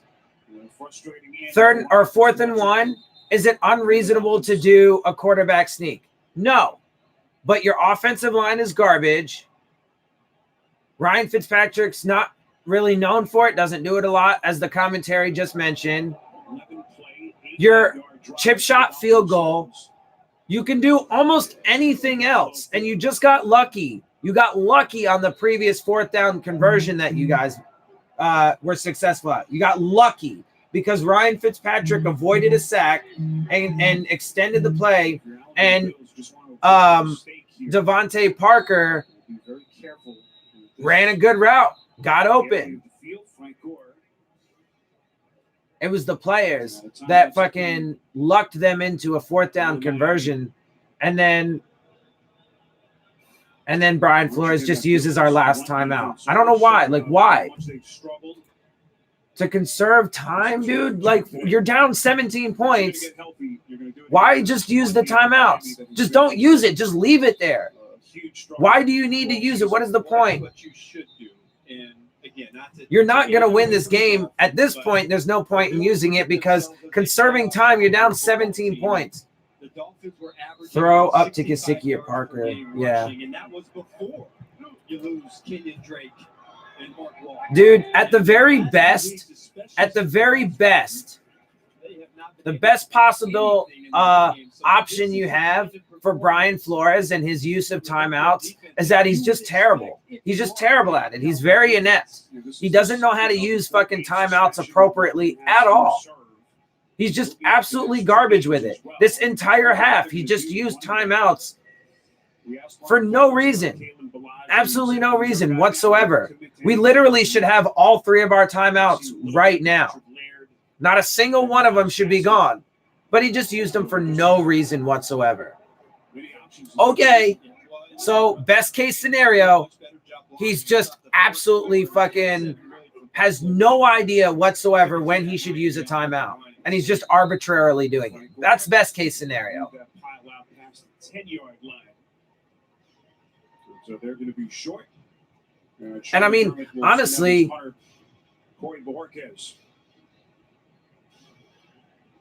we were pretty much almost assuredly going to lose, you know, by the time he used that last timeout. But, like, it doesn't make any fucking sense. He's from New England. They fake timeouts. They are endless. Oh, he's not faking them, though. He used them. We have no timeouts right now, and we should have all 3. You know, is it going to end up mattering? No, but just in case you were in a game-winning, game-tying drive, you would want those fucking timeouts, and we have none for no reason. How crazy was that scene in Cleveland, huh? Oh, my goodness. Ugly. Huge black eye for Cleveland. For everybody, really.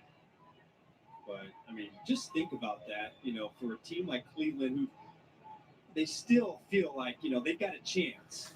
Well, 2 minutes and 2 seconds left to go in this game. Dolphins down 37-20. We just got the ball back. 8 seconds of losing Parker deep. and Yeah, I don't know, man. I mean, what are they going to do? Let's just see, man. Let's see what the players can do. Can they do anything? Patrick Laird. He will be inside Bill's decent pickup. 41-yard line. 2-minute warning in Miami as Buffalo cruise into its 7th win of the season. But so, I mean, look, right now we could have 3 timeouts on this 2-minute drive. We could totally have 3 timeouts right now on the 2-minute drive. Is it going to win us the game? Is it going to tie the game? No, it's not. But at least we could have 3 timeouts to maybe, make it a little bit easier for our team to do a 2-minute drive, a 2-minute drill to, get down the field and get some more points. But we don't have them. Why? Why don't we have timeouts right now? Why do we not have timeouts? I don't know. What size adventure you're into? It's better in a Hyundai. And introducing the Venue. Yeah, I mean, you can make Balazs jokes. Although, again, to be fair, though, it's not all his fault, man. He's in a very bad situation right now. And, doesn't have control over the vast majority of that stuff, so.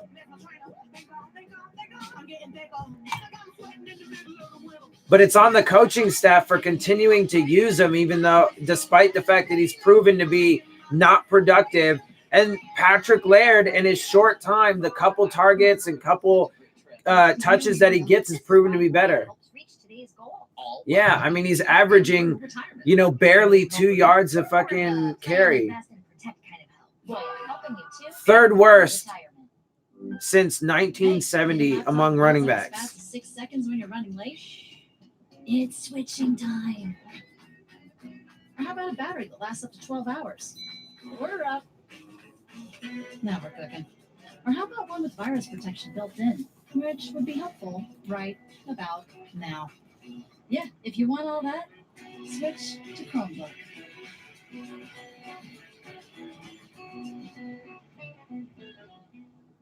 This is lame. The NFL on CBS is sponsored by Burger King. Try the all-new Impossible Whopper, made from plants. And by Hyundai. Cardinals are playing the 49ers. Kenyon Drake has been killing it for the Cardinals, man. He's their top running back right now. Final minute 56, 37-20, Buffalo. As they inch a little closer to their 7th win of the season. Just another on the long list of bad personnel decisions that this coaching staff and regime has made. Feelings, I should say, in that locker room. Looks like they're about to dissipate. With Miami, we're about to fall to 2-8. Yep, and this will be our 8th loss. Fitzpatrick from the gun. Oh, Fitzpatrick almost got sacked again. To Patrick Laird for another first down. Second catch for the running back. Like every time Patrick Laird touched the ball today was like good shit. Every time Balazs touched the ball today, bad shit. Next week home to take on Denver. Before that road game in Dallas, they'll have their bye week 14, and that's what most teams want, to get that bye late in the season, give you a chance to lick your wounds. Although this is a pretty healthy Bills team, considering where they are in the season. Patrick's pass is caught by Laird again. And that clock running with 1:37 remaining. Mark, this was a wild game, fun game, a lot of crazy highlights in the first half. It really was. It was a lot of great action. I just think that for Miami, they've almost got to play a perfect game. And if things start to unravel a little bit, or they start to make too many mistakes, it just starts to be too much to overcome. And that's what happened here today. Now, to their credit, they just kept coming back and making some big plays and made it exciting, but balls.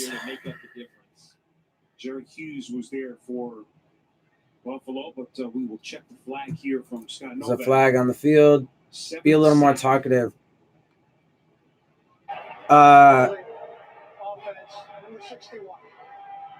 Yeah, okay. I'm just going to ignore you. It's Jamarcus Webb. Tell you, the fun actually started this morning when you realized you forgot your tie. Because you're an idiot. How you got? Luckily, that gift shop was open. Boy, you just averted. It would have been a disaster for you. You were in panic this morning. If you just want to come in here and talk shit, whatever, dude. I don't give a fuck. Talk whatever shit you want. You're not going to hurt my feelings. You're a fucking moron. You clearly have only been in here for like 2 seconds. Clearly didn't hear anything about the fact that... Anyway, I don't need to justify shit to you. So... A $30 tie or a $30 mustache? Like, what's it going to be, right? Come on, man. Can we get you to grow the stash next week? 4th and 4. Maybe a 30 Sanchez. Not really a full stash. 4th down pass from Fitzpatrick.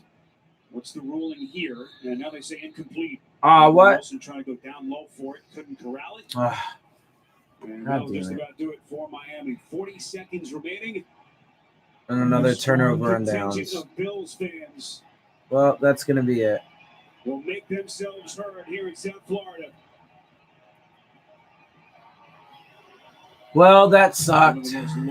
I expected that we were probably going to lose, but that ended up being pretty miserable throughout the whole thing. It is no small accomplishment, Arch, to be a game and a half behind Tom Brady in New England. 11 weeks into a season. Well, we do now have sole position of last place in the division. You do have to recognize the fact that they've been able to beat this line combo is bad. 7 sacks and 23 rush yards. Yeah, I mean, no, look, our offensive line's garbage, bro. I mean, it's garbage. Just period. It has been from the start. It is now. It's not going to change. Dylan only cares about people that wants to be here. I mean... I think people that are going to come up in here just to talk shit and be ignorant and say fucking hateful things, I don't give a fuck about that shit. Like, you're not going to come up in here and hurt my feelings. Anytime fans come up in here and are from, like, the other team that we're playing, when they come up in here and they're like, yeah, the Dolphins suck. Okay, bro. Like, I'm a Dolphins fan that does not ignore reality. I see that. And it's because of this fucking front office and this coaching staff and the owner that are destroying the team. I see the reality of it. So I don't care. People can get up in here and talk whatever stupid shit they want. People don't fucking look. I trigger other people. They don't trigger me. Let's get that fucking right. So anyways, plus, like I said, I'm fucking exhausted, man. I'm so fucking tired right now. Like, it's been such a hard week. It's been such a long week that I just don't got the fucking energy for that nonsense. At least you guys aren't as bad as the Bengals. Record-wise, as of right now, yeah. But when you take everything into full context, the philosophy that this organization put into place, the way that they've just completely jettisoned players, you know, when you take everything into full context, are the Bengals just a bad team this year? Yeah, they're just a bad team. And they have, you know, significant injuries. They're a bad team. But they didn't do what the Dolphins did. What the Dolphins did is abhorrent. What the Dolphins did is disgraceful. So the Dolphins are the worst team in the league right now.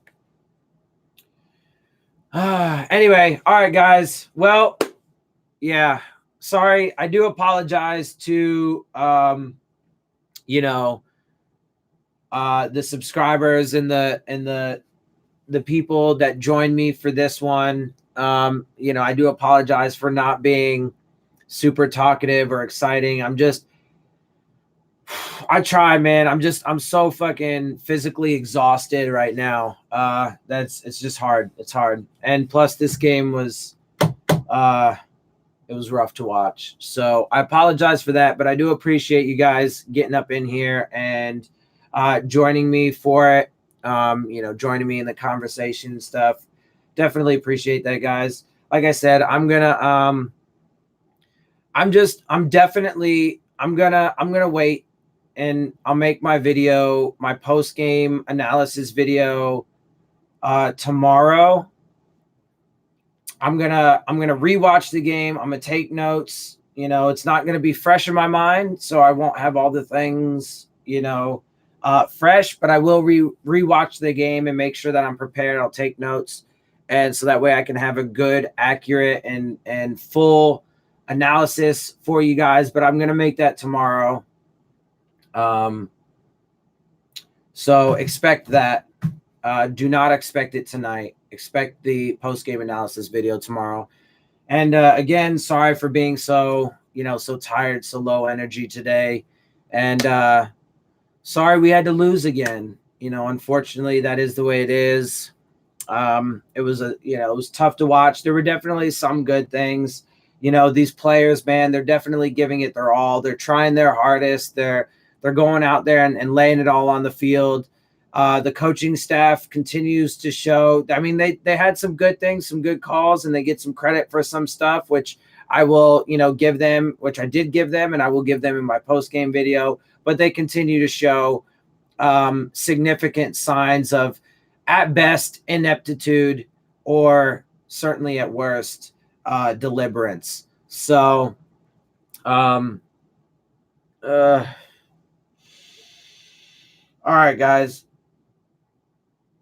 I can't apologize enough for not being, you know, super excited and pumped up and, like, you know, just energetic today. I can't tell you how fucking tired I am. It's crazy. Anyway, so I'm gonna get up out of here, guys. Like I said, make sure you check out for my post-game analysis video tomorrow. I will definitely do it tomorrow. I'm probably gonna end up taking tomorrow off. No, don't worry, Matt. It's all good, brother. It's all good, man. I want people to love and to, you know, embrace the differences between us and stop hating each other and shit. Like, I want to see a world of love and prosperity, man. Anyway, yeah, so I'm totally just fucking repeating the shit out of myself right now. So you guys get it. Video tomorrow. I'm tired as fuck. I'll see y'all later. I appreciate y'all. Who do we play next week? My brain is not functioning currently. We play the Browns. We play Cleveland in Cleveland next week. So that'll be a fascinating game. I mean, they're going to be without Myles Garrett. But that's going to be in Cleveland. We got, you know, banged up some more in this game. All right, brother. I'll catch you next time, man. Y'all have a good one. I'll see y'all soon. I'm out.